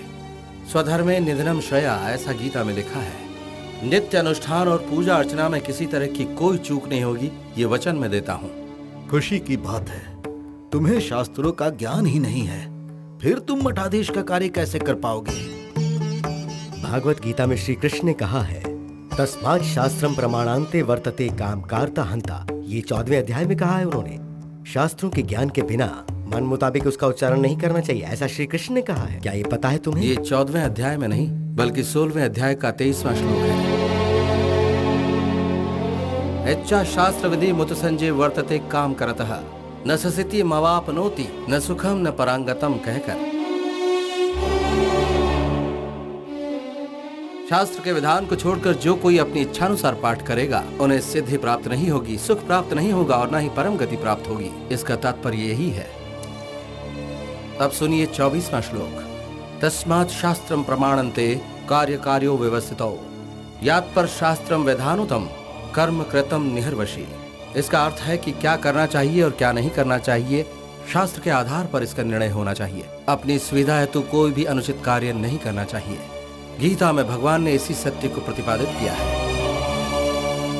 वो सब तो ठीक है, सही कर्मों को कौन सा धर्म शास्त्र प्रमाणित करता है, क्या तुम्हें पता है? उस शास्त्र में विशेष 3 विधियां हैं। निगम, आगम, स्मृति। निगम का मतलब है वेद, आगम का मतलब है धर्मशास्त्र, स्मृति का मतलब है मंत्र तंत्र विज्ञान। सारे कर्मों का निर्माण, प्रतिस्थापना, अर्चना, सारे विधि विधान आगम शास्त्र के अनुसार ही होने चाहिए। निगम मंत्रों का उच्चारण अगम जैसा ही होना चाहिए। जिस कार्य का निर्माण अगम शास्त्र के अनुसार हुआ है उसी विधान के अनुसार पूजा अर्चना होनी चाहिए। हमारा देवालय शिवालय के अनुसार ही बनाया गया है और हमारे शिवालय मुख्यतः 28 प्रकार के होते हैं। कारण कामिका, योग चित्त, दीप, सूक्ष्म, सहस्रा आदि आदि। हमारा मंदिर कारण कामिका पद्धति से बना है। उसके लिए माता की आराधना और श्री चक्र की स्तुति श्री विद्या के संप्रदाय के अनुसार ही होनी चाहिए। शिव के अनुसार पंच ब्रह्मा मतलब कौन है? शिव का पंचमुख भी पंच ब्रह्मा है। उनके नाम है सद्यजोता, वामदेव, अघोर, तत्पुरुषा, ईशान। और इन 5 मुखों से ही न, म, शी, वा, यह नमः शिवाय से ही 5 अक्षर मंत्र उत्पन्न हुआ है। इन 5 मुखों को चैतन्य देने वाला शिव ही पंचमुख होकर संसार का नायक है। अच्छी बात है। और एक छोटा सा प्रश्न, शिवम राज कौन है? कोई कलह नहीं, किसी का वध नहीं, असत्य वचन नहीं, कोई अहंकार नहीं, किसी का उपहास नहीं, स्वयं की प्रशंसा नहीं, औरों का अपमान नहीं। यही आत्मशुद्धि है, यही भैरव की सिद्धि है और यही है परमपिता परमात्मा की अमृत वाणी। ब्राह्मण कुल में पैदा होने वाले और भेदभाव का तिरस्कार करने वाले, सब में समानता लाने वाले 12वीं शताब्दी में पैदा हुए बसवराज जी के बारे में ही आप पूछ रहे थे क्या? बिल्कुल। सनातन धर्म ने ही मूर्ति को पूजने के प्रथा की शुरुआत की थी। तब से शिव के आगे बैठे हुए हैं नंदी महाराज, उसके बारे में बताओ। नंदीश्वर शिव पुराण के अनुसार शिला के आगे बैठकर तपस्या करने के फलस्वरूप शिव के ही अंश से अवतरित हुए हैं। ऋषि मुनियों के वेद वाक्य के अनुसार ही धर्म के 4 स्तंभ हुए हैं। सत्य, अहिंसा, शुचि, धर्मपद संपादन। इन 4 स्तंभों पर ही धर्म की सच्चाई टिकी है। इन्हीं ने हम सबको ज्ञान दिया है। धर्म का श्रद्धा से पालन करने पर ही ईश्वर प्राप्त होता है। नंदी महाराज के दर्शन के बाद ही शिव की पूजा होनी चाहिए। धर्म का रक्षक ही भगवान है। भगवान को देखकर सत्य आचरण करना ही धर्म है। शिव पर दृष्टि रखने वाला भक्त आनंद स्वरूप होता है और वो आनंद स्वरूप ही नंदी महाराज है। मानता, भस्म धारण 3 रेखाओं में ही क्यों होता है? उसे आड़ा खींचने का कारण क्या है? अग्निमिति भस्म, जलमिति भस्म, स्थलमिति भस्म, भस्म व्योमिति भस्म जैसे वेद मंत्र भस्म को स्थापित करते हैं। अग्नि सारा भस्म वर्चस्व को, तेज को, आयुष, रक्षा, पवित्रता और शांति प्रदान करता है। भस्म भाषणात् भसितम प्रोक्तम भक्ष किल भश भक्षणात्। इसका अर्थ स्मृति व्याख्या। प्रकाश स्वरूप पाप का नाश करने वाली है भस्म। ओंकार में आकार, ओंकार मकारों को ऋग्वेद, साथ ही यजुर्वेद और सामवेद को ब्रह्मा विष्णु महेश्वर जी का प्रतीक मानकर भस्म की 3 रेखाएं माथे पर लगाई जाती हैं। माथे की लिखावट को शुभ बनाकर उसे परिवर्तित करने की शक्ति भस्म में होती है। आने वाले संकट का संकेत होता है। ललाट की रेखाओं के अनुसार ही भस्म को भी आड़े रूप में लगाया जाता है।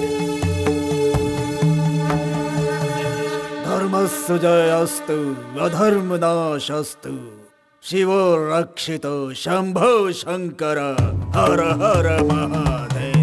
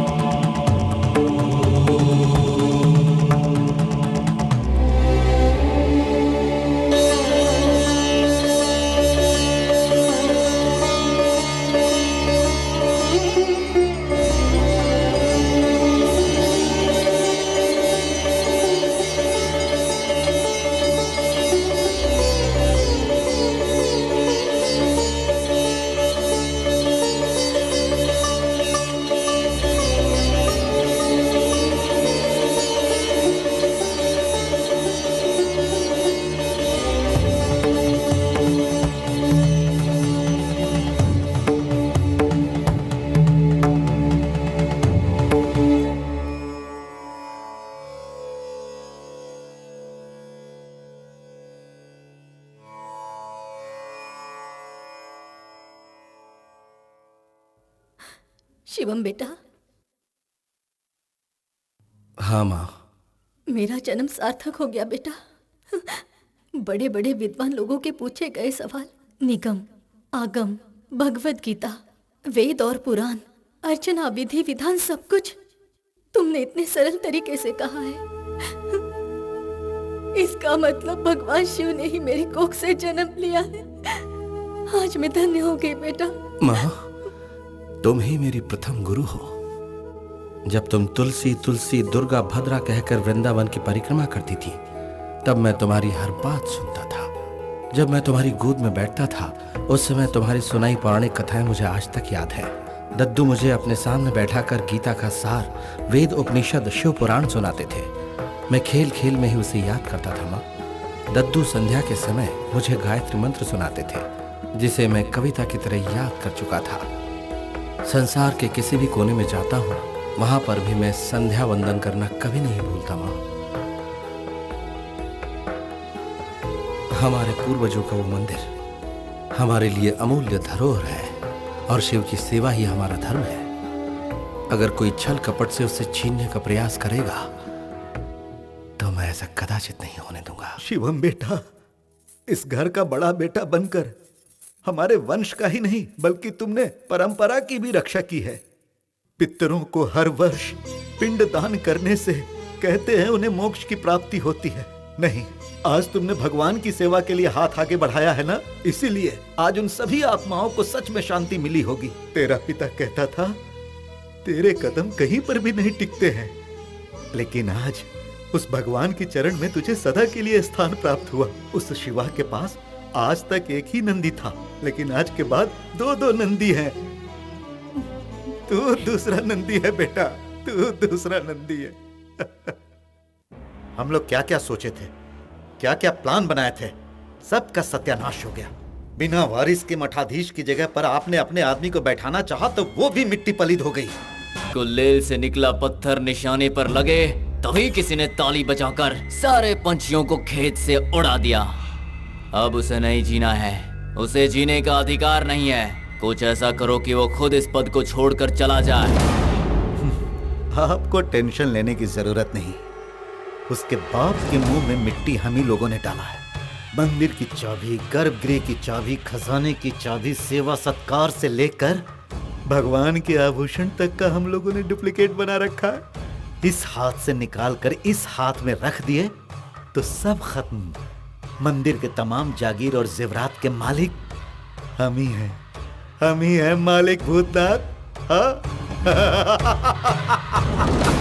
विदेशों में घूमने वाला शिवम राज इतना बड़ा विद्वान होगा, ये बात मैंने कभी सपने में भी नहीं सोची थी। वो अपने बाप से भी 2 कदम आगे है। सही कहा। तुमने देखा नहीं, इतने साल इस गांव से दूर रहने के बावजूद वो कैसे उस दिन पैक पैक पैक पैक कर रहा था। जो भी हो, अभी हमें थोड़ा सतर्क रहने की जरूरत है, वरना पासा कहीं उल्टा ना पड़ जाए। बिल्कुल सही। जब तक परमेश्वर पुजारी जिंदा था, तब तक हम में से किसी को भी चैन से नहीं रहने दिया। उसके मरने के बाद ऐसा लगता है चोरों ने सीसीटीवी कैमरा ही चुरा लिया। साक्षात परमेश्वर के ही दर्शन हो गए। आप यहाँ किसकी प्रतीक्षा कर रहे हैं? नंदी महाराज केवल शिव की प्रतीक्षा ही करते हैं। हम भी वैसे ही हैं। मंदिर की रक्षा करने के अलावा हम कुछ नहीं करते हैं। बिल्कुल। किसने कितनी चोरी की है और कहां कहां हाथ मारा है, अकाउंट्स देखने के बाद सब पता चल गया है। अरे रे रे रे रे रे, भगवान के अकाउंट में बेईमानी करने वाले की आंखें चली जाती हैं। जो ईश्वर को धोखा देता है गुरुजी, उसके शरीर का एक भी हिस्सा सही सलामत नहीं रहता। ओह अच्छा। हाँ। तो फिर आप ठीक ठाक कैसे हैं? क्या मतलब? आप कहना क्या चाहते हैं कि हम इस मंदिर के हिसाब में घोटाला करते हैं? हाँ। मैं कसम खाकर कहता हूँ, एक छुट्टा पैसा, एक पैसे को भी नहीं छुआ मैंने। बिल्कुल, तुमने पैसों को नहीं छुआ, लेकिन रुपयों को निगला है, वो भी करोड़ों रुपए। तुम कहना क्या चाहते हो? हम लोग अकाउंट्स में एक एक पाई का हिसाब रखते हैं। अकाउंट्स क्या मैं तुम्हें बताऊं? प्रसाद, अभिषेक और दीपक के लिए 50 किलो घी, और वो भी किस मूल्य पर? 450 रुपए प्रति किलो, अर्थात 22,500 रुपए प्रतिदिन। एक माह का 6,75,000 रुपए और एक साल का 21 लाख रुपया होता है। अकाउंट में तुम लोगों ने लिखा है 3.5 करोड़। इसका मतलब है तुम लोगों ने झूठ बोलकर 2,69,00,000 रुपया हड़पा है।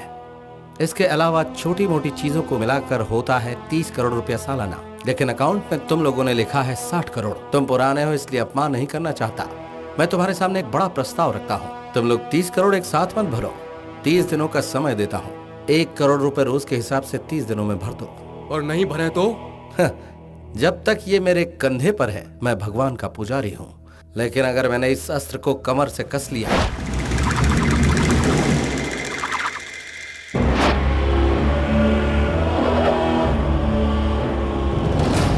30 करोड़ 30 दिनों में चुका दो, ऐसा हम सबको धमकी देकर गया है वो।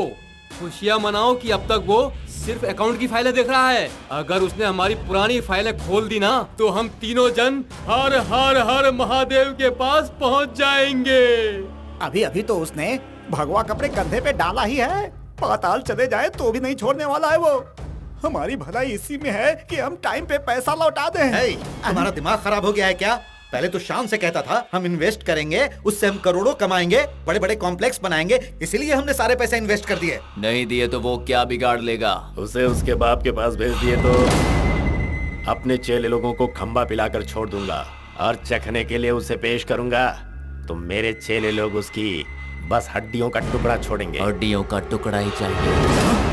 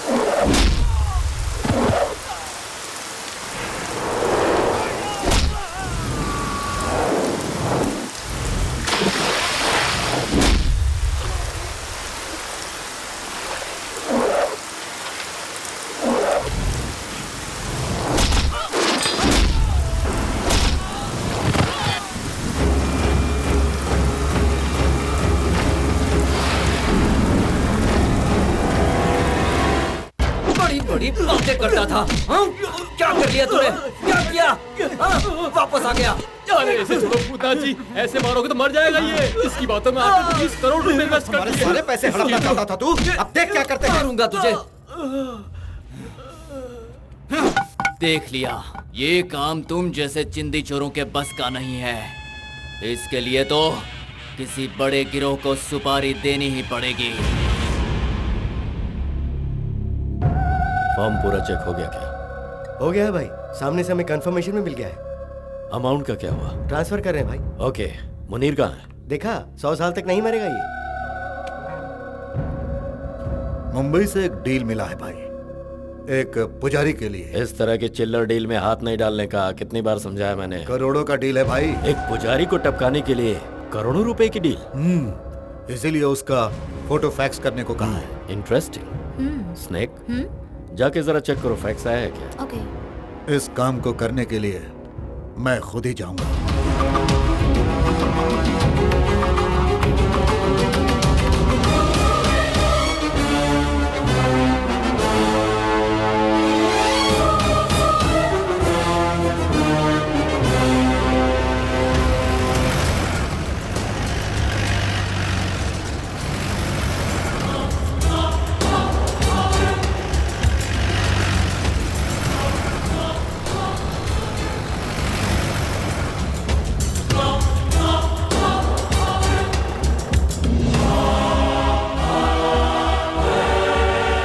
पुजारी को मारने के लिए हमारे धंधे में पहली बार करोड़ों की सुपारी मिली है। निशाना चूकना नहीं चाहिए। निशाना सीधे उसके सर पर लगाना। जरा हम भी तो देखें ये करोड़ों की चीज है कौन।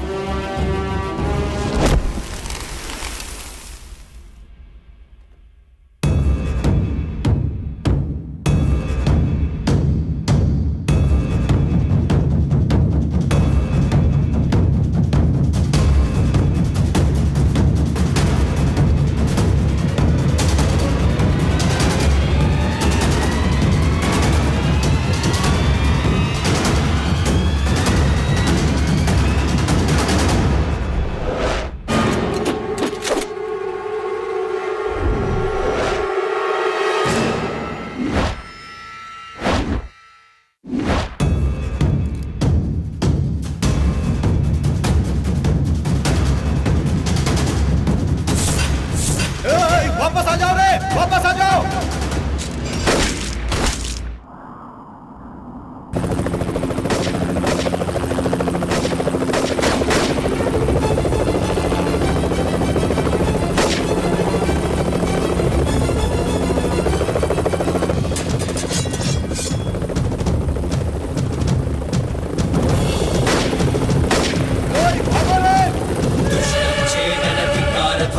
वैरिजृंभण विशृंख दीक्षण संहितोद्यम संहार यज्ञमशिष्ट रक्षण धर्मार्थ स्थापन छेदन विकार ध्वंसन वैरिजृंभण विशृंख दीक्षण संहितोद्यम संहार यज्ञमशिष्ट रक्षण धर्मार्थ स्थापन छेदन विकार ध्वंसन वैरिजृंभण विशृंख दीक्षण संहितोद्यम संहार यज्ञम तापसुं शिखरधूं ओजसुं तेजसुं विलयतुं तुं तुं तुं तापसुं शिखरधूं तुं तुं तुं ओजसुं तेजसुं विलयतुं तुं तुं तुं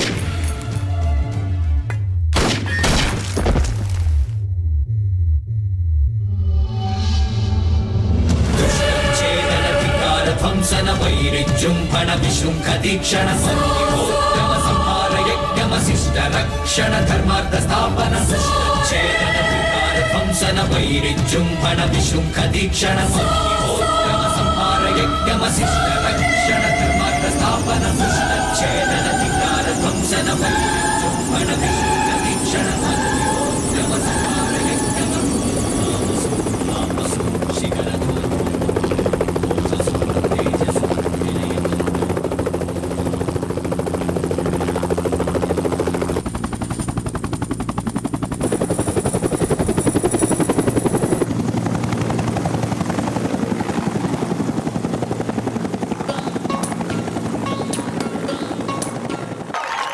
विदेश में अपने देश का गाना सुनकर मेरा दिल बाग बाग हो गया। बहुत खुशी मिली है मुझे। आपकी तारीफ? मवाली बॉय। तुम अपनी खुशी के लिए गाती हो या फिर महफिल की खुशी के लिए? दोनों के लिए। क्या है ना, ये मेरा पेशा है। यहाँ गाकर कितना कमा लेती हो? मुझे सिर्फ ले जाने का इरादा है या फिर खरीदने के इरादे से आए हो तुम? इरादा जो भी हो, अगर नहीं मानी तो उठा कर ले जाऊंगा। स्टाफ बनाकर रखोगे या अपने दिल में बसने का मौका दोगे? मेरे दिल में पैसे रहते हैं, चाहो तो उनके साथ खेल सकती है। बोलो, चिल्लर में खेलोगी या लाखों में? ऐसा क्या काम करते हो जो इतनी कमाई है? लोगों की जिंदगी का सौदा करता हूँ, तुम नहीं समझोगे। क्यों? स्नैक, तुम मुझे बहुत अच्छी लगी। मैं तुमसे कुछ नहीं छुपाऊंगा।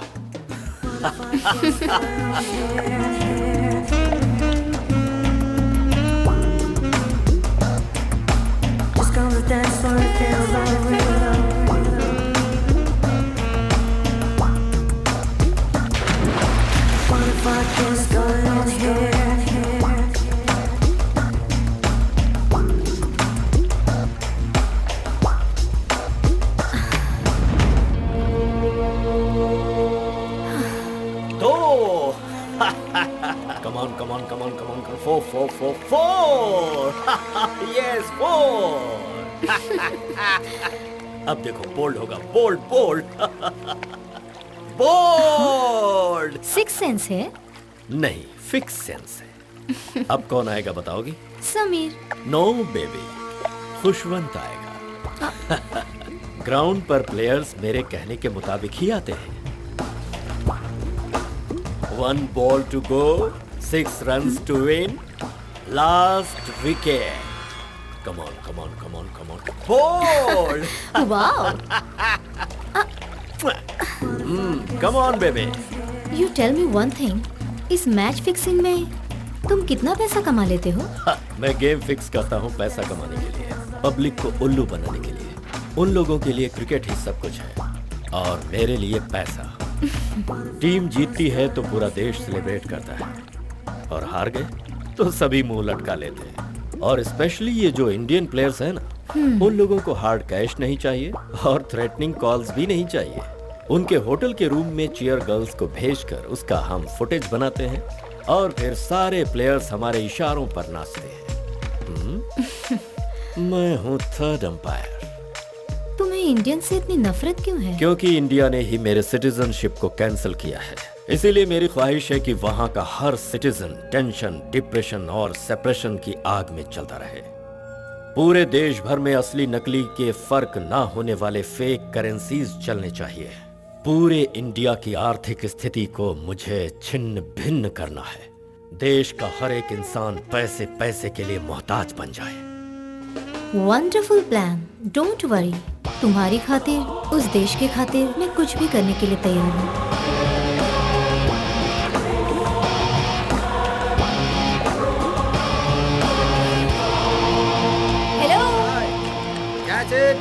खान का कंप्लीट नेटवर्क और फोन कॉल्स का सारा डिटेल्स इस हार्ड डिस्क में है। बाद में फोन करता हूँ। मुझे क्या करना होगा? उसका फ्यूचर प्लान क्या है, उसे किस तरह एग्जीक्यूट करने वाला है ये जान लो। कल ही उसे और उसकी सारी गैंग को मेरी बताई हुई जगह पर ले आना। Okay okay, bye, take care. Okay bye, मैं वैसा ही करूँगी जैसा तुमने कहा है।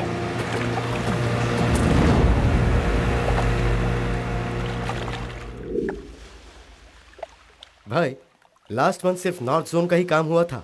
सिर्फ 200 करोड़ की ही रेवेन्यू जनरेट हो पाई है भाई। इतना कम होने के बावजूद इस महीने का कंसाइनमेंट अभी तक नहीं आया है।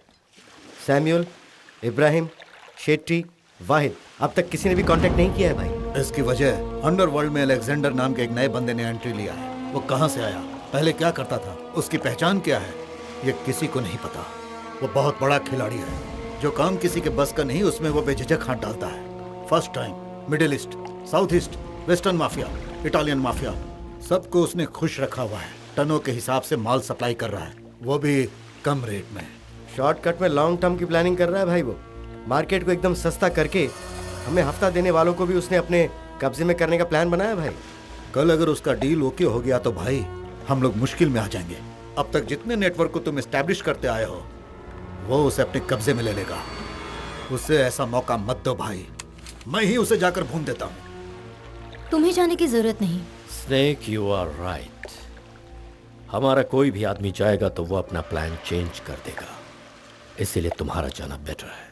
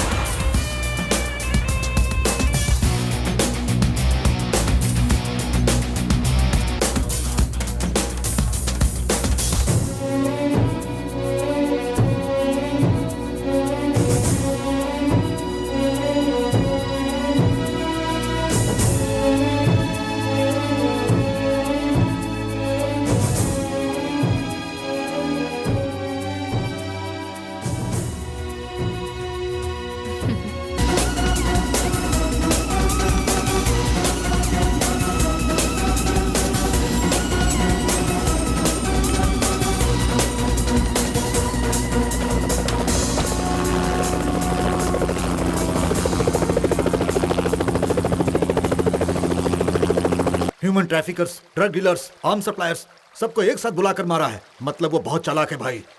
हमारी कंपनी डूब रही है, पूरा नेटवर्क बिगाड़ दिया उसने। आप उसे नेगलेक्ट कर रहे हैं, तभी वो उछल रहा है।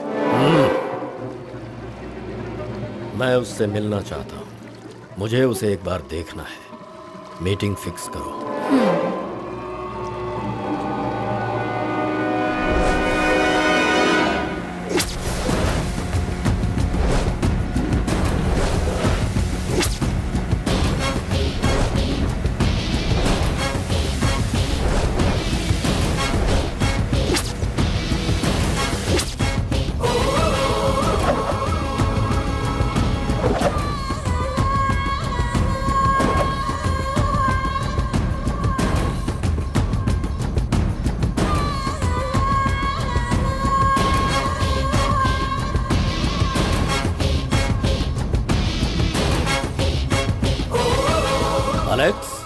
अलेक्जेंडर, हाँ, मैं सोच रहा था तू कोई इटालियन, अमेरिकन या फिर ब्राजीलियन होगा। उस दिन तू फिक्स किए हुए टाइम पर नहीं पहुंचा। उसी वक्त मैं समझ गया कि तू पक्का 99% इंडियन है। तो जैसे परदेसी लोग टाइम को फॉलो करते हैं और हम जैसे इंडियन को टाइम फॉलो करता है। रियल डॉन को देखने के लिए तू 10 मिनट पहले आया है, जरा अपनी घड़ी तो देख ले। एक छोटे मोटे गैंग को मार दिया तो अपने आप को बहुत बड़ा डॉन मत समझ। हाँ, इस माफिया नाम के सागर में कितनी ही मछलियां हैं, लेकिन इन सब के बीच खतरनाक शार्क मैं ही हूँ। फिर भी तेरी हिम्मत की दाद देनी होगी। इस डॉन को देखने के लिए तू अकेला आया है, वो भी बिल्कुल निहत्था। तुम जैसे डरपोक लोग अपने आसपास बॉडीगार्ड और गनमैन रखते हैं। मैं खुद एक हथियार से कम नहीं हूँ, तो मुझे गन की क्या जरूरत। मेरे एक फोन पर मैच फिक्स हो जाता है। कौन सी फिल्म में कौन हीरोइन होगी ये डिसाइड मैं करता हूँ। जहां चाहूं जब चाहूं बॉम्ब ब्लास्ट करवा सकता हूँ। लेकिन तेरे अंदर के गट्स और इंटेलिजेंस को देखकर ऐसा लगता है कि मुझे तुम जैसा एक साथी चाहिए। मेरे साथ आ जाओ, तेरे लिए भी अच्छा है और मेरे लिए भी। एक पते की बात कहता हूँ, सुन। एक देश में एक ही राजा होना चाहिए, एक म्यान में एक ही तलवार होनी चाहिए और एक माफिया में एक ही डॉन होना चाहिए, जो कि मैं हूँ। वो तूने क्या कहा था कि इंडियंस को टाइम का सेंस नहीं है, ये सेंस नहीं है, वो सेंस नहीं है। जरा पीछे देख। हे, पुलिस। हम दोनों मिलने वाले हैं, ये खबर पुलिस को मिल चुकी थी, तो वो हमसे उलझने आ गई। हम दोनों में से जो बच निकलेगा वही कहलाएगा real don. Escape!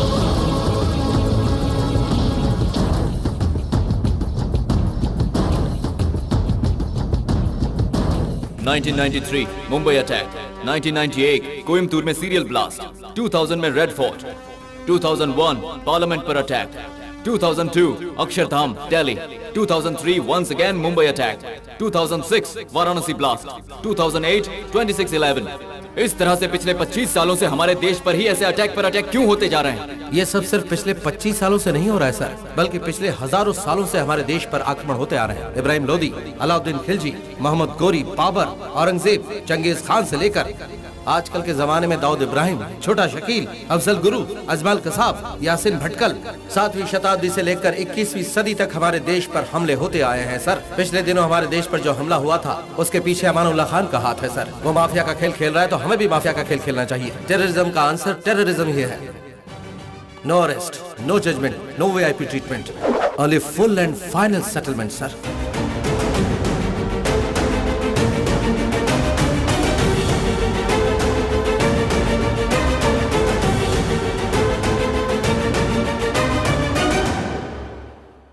You can proceed. उस दिन तुमने खान को शूट करने के बाद उसके गैंग के बचे हुए लोग तुम्हें कहाँ मिलेंगे ये इन्फॉर्मेशन मैंने तुम्हें दी। उन सबको फिनिश करने के बाद तुम इंडिया लौट आए। मैं भी निकलने के बारे में सोच ही रही थी कि तभी मुझे मुनीर मिला और बर्लिन रोम ले गया। वहाँ खान को दफनाने की तैयारी चल रही थी। सबसे शॉकिंग बात तो ये हुई कि मेरे सामने अमनुल्लाह खान की डेड बॉडी पड़ी हुई थी और उस डेड बॉडी पर अमनुल्लाह खान ही फूल चढ़ा रहा था। तुमने जिसे मारा वो उसका डुप्लीकेट था। मैंने तुम्हें ये बताने की पूरी कोशिश की, but it didn't happen. He is very, very intelligent. Exactly. वो मर गया ये खबर बिल्कुल एक आग की तरह फैल गई। उसे हर कीमत पर अपनी मौत का बदला लेना था। वो तुम्हें माफ करने के मूड में बिल्कुल नहीं था। उसके दिल में बदले की आग भड़कती जा रही थी। वो दुनिया के हर कोने में तुम्हें ढूंढ रहा था। उसका सिर्फ एक ही मकसद था, तुम्हारी मौत। कुछ दिनों के बाद उसे बिहारी गैंग से किसी को मारने की करोड़ों की सुपारी मिली। उनके भेजे हुए फैक्स को देखकर मैं पूरी तरह शॉक्ड हो गई। प्रीस्ट के गेटअप में वो तुम ही थे या कोई और, ये मैं नहीं समझ पाई। एक पल के लिए ऐसा लगा प्रीस्ट का गेटअप शायद किसी मिशन के लिए तुमने चेंज किया हो। मैं पूरी तरह कंफ्यूज थी। मैं किसी को फोन नहीं कर पाई। मैं पूरी तरह मजबूर थी। मुझे उस वक्त सिर्फ एक ही चीज सूझी कि उन्हें किसी भी हाल में तुम्हारी तस्वीर नहीं मिलनी चाहिए। फाइनली मुनीर तुम्हें मारने के लिए इंडिया आ रहा है। जैसे ही ये बात मुझे पता चली, मैं किसी तरह वहाँ से निकल भागी और तुम तक पहुंचकर तुम्हें बचाना मेरा मिशन बन गया।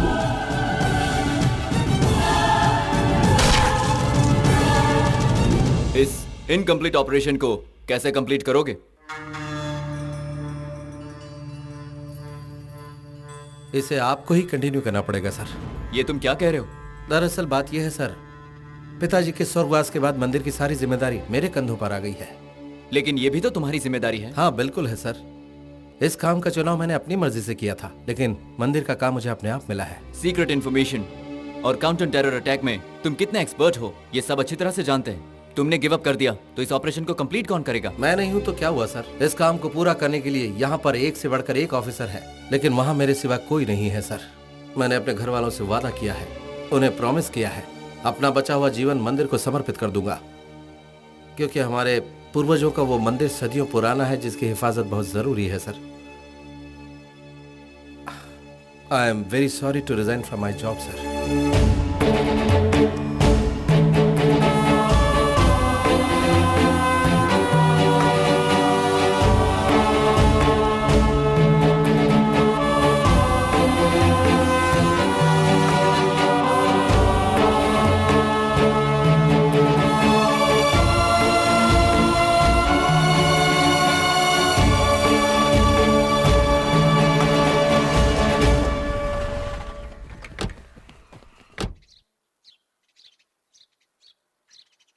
नमस्ते। अरे कैसे हो शर्मा जी? मैं ठीक। घर में सब कुशल मंगल? सभी लोग ठीक हैं। हाँ। आपका पोता रॉ का एजेंट है, ये सुनकर बड़ी खुशी ये लीजिए हुई। बाबूजी। मैडम जी नमस्ते। नमस्ते। आपके पोते के बारे में आपको पहले से पता था? अरे नहीं, लेकिन वो जो भी करता है अच्छा ही करता है। वो घर पे है क्या? मुझे उनसे मिलना था। वो ऊपर है, तुम्हारा इंतजार कर रहा है। जाओ मिल लो। जी ठीक है। सर मुझे आपको कुछ बहुत ही जरूरी बातें बतानी है। हाँ जरूर बताइए सर। आप रिजाइन करके आए हैं, मुझे ये बात पता चली है, लेकिन उसे एक्सेप्ट ना किया जाए। मैंने बड़े अधिकारियों से ऐसा रिक्वेस्ट किया है। उसका कारण ये है कि आजकल जो क्राइम चल रहा है उसे हम लोग कंट्रोल करने की बहुत कोशिश कर रहे हैं, लेकिन कामयाबी नहीं मिल रही है। सिर्फ इतना ही नहीं, इस मंदिर की जमीन पूरे 100 एकड़ तक फैली हुई है और इस पवित्र जमीन पर चंदन की लकड़ियों की स्मगलिंग हो रही है। ऐसा कंप्लेंट आपके पिताजी ने दिया था, जो अभी तक पेंडिंग पड़ी हुई है सर। इस सारे काम के पीछे भूतनाथ का हाथ है सर। उसकी पहुंच सेंट्रल तक होने की वजह से हम उसका कुछ भी नहीं बिगाड़ पा रहे हैं सर। आपने जिस तरह से इंटरनेशनल माफिया को धूल चटाया है, उसी तरह से इस केस को भी हैंडल करेंगे तो हमारे डिपार्टमेंट को भी हिम्मत मिलेगी सर। आप एक काम कीजिए सर, इस ऑपरेशन के लिए मुझे 10 अच्छे काबिल ऑफिसर्स दे दीजिए। आगे क्या करना है ये मैं देखता हूँ।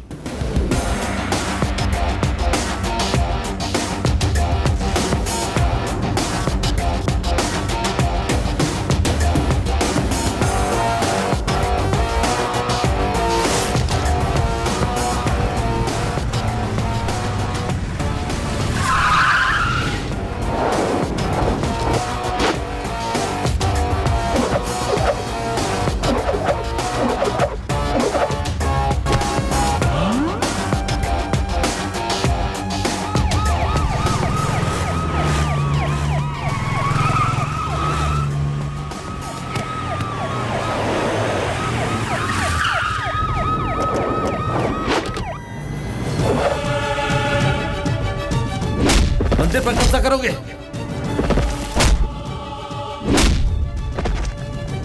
तुम्हारी इतनी हिम्मत, देवस्थानों पर कब्जा, वो भी मेरे होते हुए देवस्थान पर नजर डालोगे?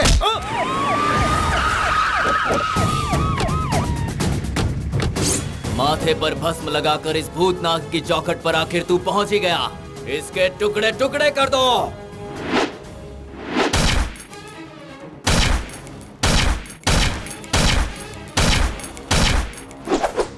दूसरों के माथों पर भस्म देखकर तेरे तन बदन में आग लग जाती है ना? ले जाओ इसे।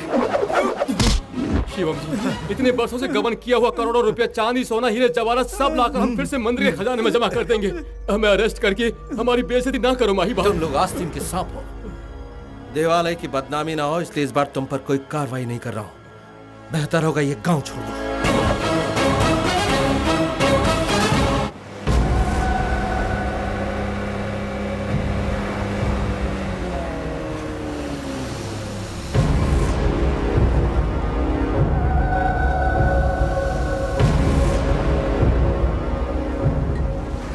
5 घंटे से मैं तुम्हारा यही इंतजार कर रहा हूँ। कहाँ गई थी स्नेक? हायर स्टडीज के लिए इंडिया आए हुए 300 जिहादी स्टूडेंट्स के रहने का इंतजाम करने के लिए मैं वहाँ गई थी। और कोई सवाल? तो ये स्नेक नहीं है, तुझे अंदाजा भी है कौन है? हाँ? मेरे दिल का टुकड़ा है ये। ला ला गल्ला गल्ला दे मुझे, ठोक दूंगा तुझे।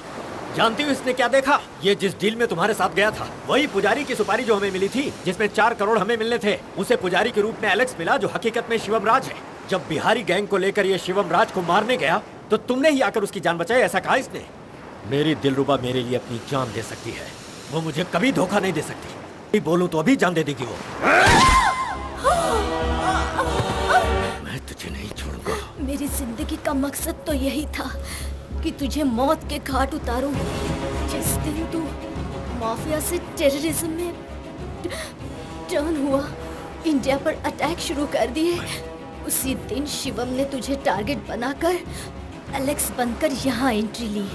तेरी माफिया से तुझे ही धूल चटाई। तुम्हारी डुप्लीकेट के बारे में हमें देर से पता चला, इसलिए अब तक तेरी सांसें चल रही है।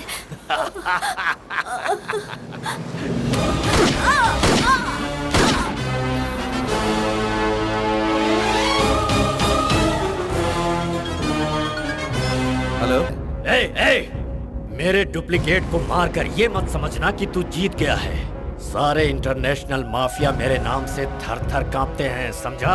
अच्छा सुन, तू एक काम कर, तेरे मरने के दिन बहुत करीब आ रहे हैं, इसलिए तू ऐसा कर कि सारे अंडरवर्ल्ड वालों को अपनी मौत की दावत दे दे। हाँ, कोई कमी मत करना, कोई कंजूसी नहीं, उसके बाद तो निकल जाना, ठीक है ना? अबे अकल के दुश्मन, उससे पहले मैंने मंदिरा को क्यों मारा ये सवाल नहीं पूछेगा क्या? मेरा धंधा, मेरी इमेज, मेरा कारोबार सब कुछ बर्बाद करके तू कहीं जाकर छुप जाएगा और मैं तुझे ऐसे ही छोड़ दूंगा। तू इस गलतफहमी में जी रहा है क्या? मैं जिंदा हूँ ये जानने के बाद तुझमें मेरे सामने आने की हिम्मत ही नहीं है। मंदिरा की जान मैंने ली है ये सुनकर भी बदला लेने के लिए तू मेरे पास नहीं आएगा। इतना बड़ा नामर्द है तू। इस मंदिर की जिम्मेदारी मेरे कंधों पर नहीं होती तो मैं वहाँ जरूर आ जाता। तेरे आने तक इंतजार करने का वक्त नहीं है मेरे पास। अबे तुझे तो मैं हरगिज नहीं छोड़ूंगा, मैं खुद आ रहा हूँ। जिस मंदिर के लिए तू अपनी नौकरी छोड़कर इस्तीफा देकर दुबक कर बैठा है ना, वहीं पर आकर मैं तेरे साथ उस मंदिर को शमशान बना दूंगा और तुझे भी वहीं गाड़ दूंगा। तेरी तो चुप बे शैतान की औलाद, तुझ जैसे लोग सदियों से वही काम करते आए हैं। मंदिर तोड़ो और खुद को महान समझने की गलती करो, कभी खुद का तो कुछ नहीं बना सके। अगर तुझ में वाकई इतनी हिम्मत है तो आजा, आजा सामने। ज्यादा मत भाग। मंदिर उड़ाना तो दूर की बात है, सिर्फ यहाँ की एक ईंट को छू के दिखा। आ रहा हूँ तेरे पास।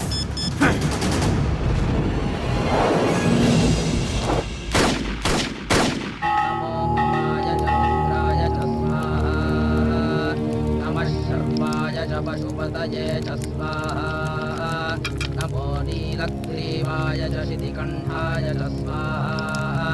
नमः कपर्दिने दुर्युक्तकेशाय च स्वाहा। नमः सहस्राक्षाय च शतधम्। नमो गिरिशाय च शिवे।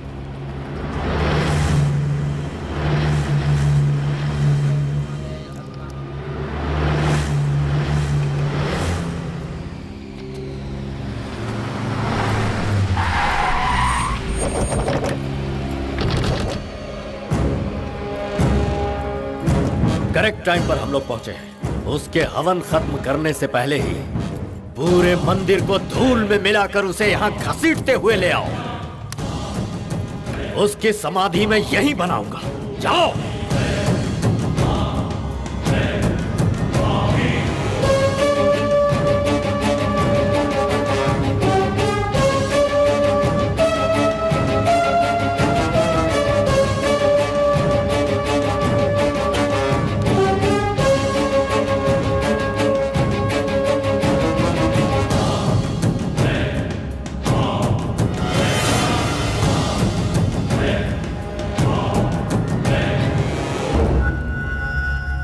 शिवम राज, तूने मुझे चैलेंज किया था ना कि इस मंदिर की एक ईंट भी छूकर नहीं दिखा सकता, वो भी इस अमानुल्लाह खान को।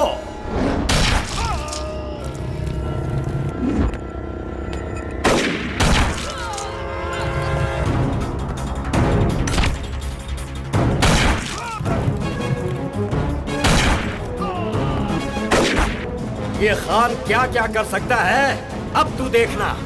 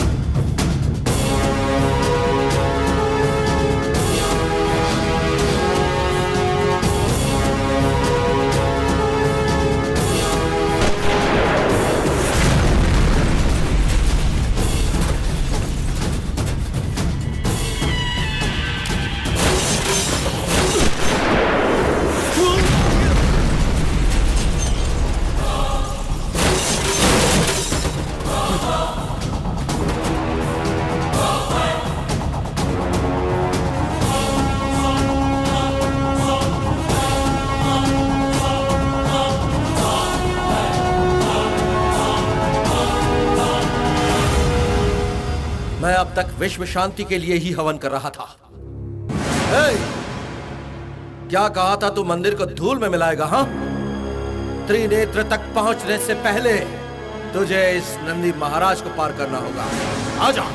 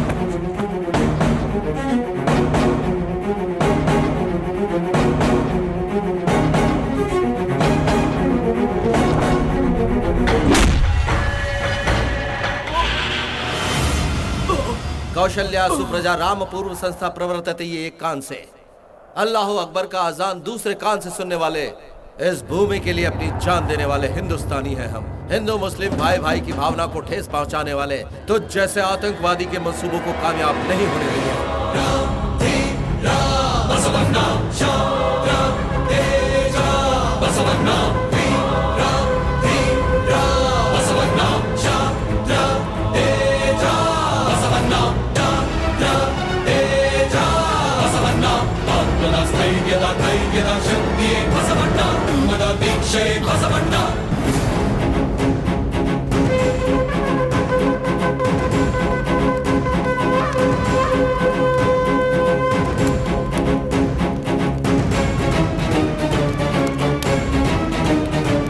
हमारी धरती का कोना कोना, चाहे वो किसी भी धर्म का क्यों ना हो, हर किसी का फर्ज है कि उसे अपने गले से लगाकर एक पवित्र भूमि माने।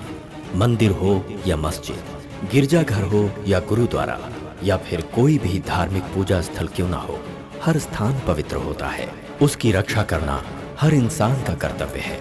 धर्मो रक्षति रक्षितः।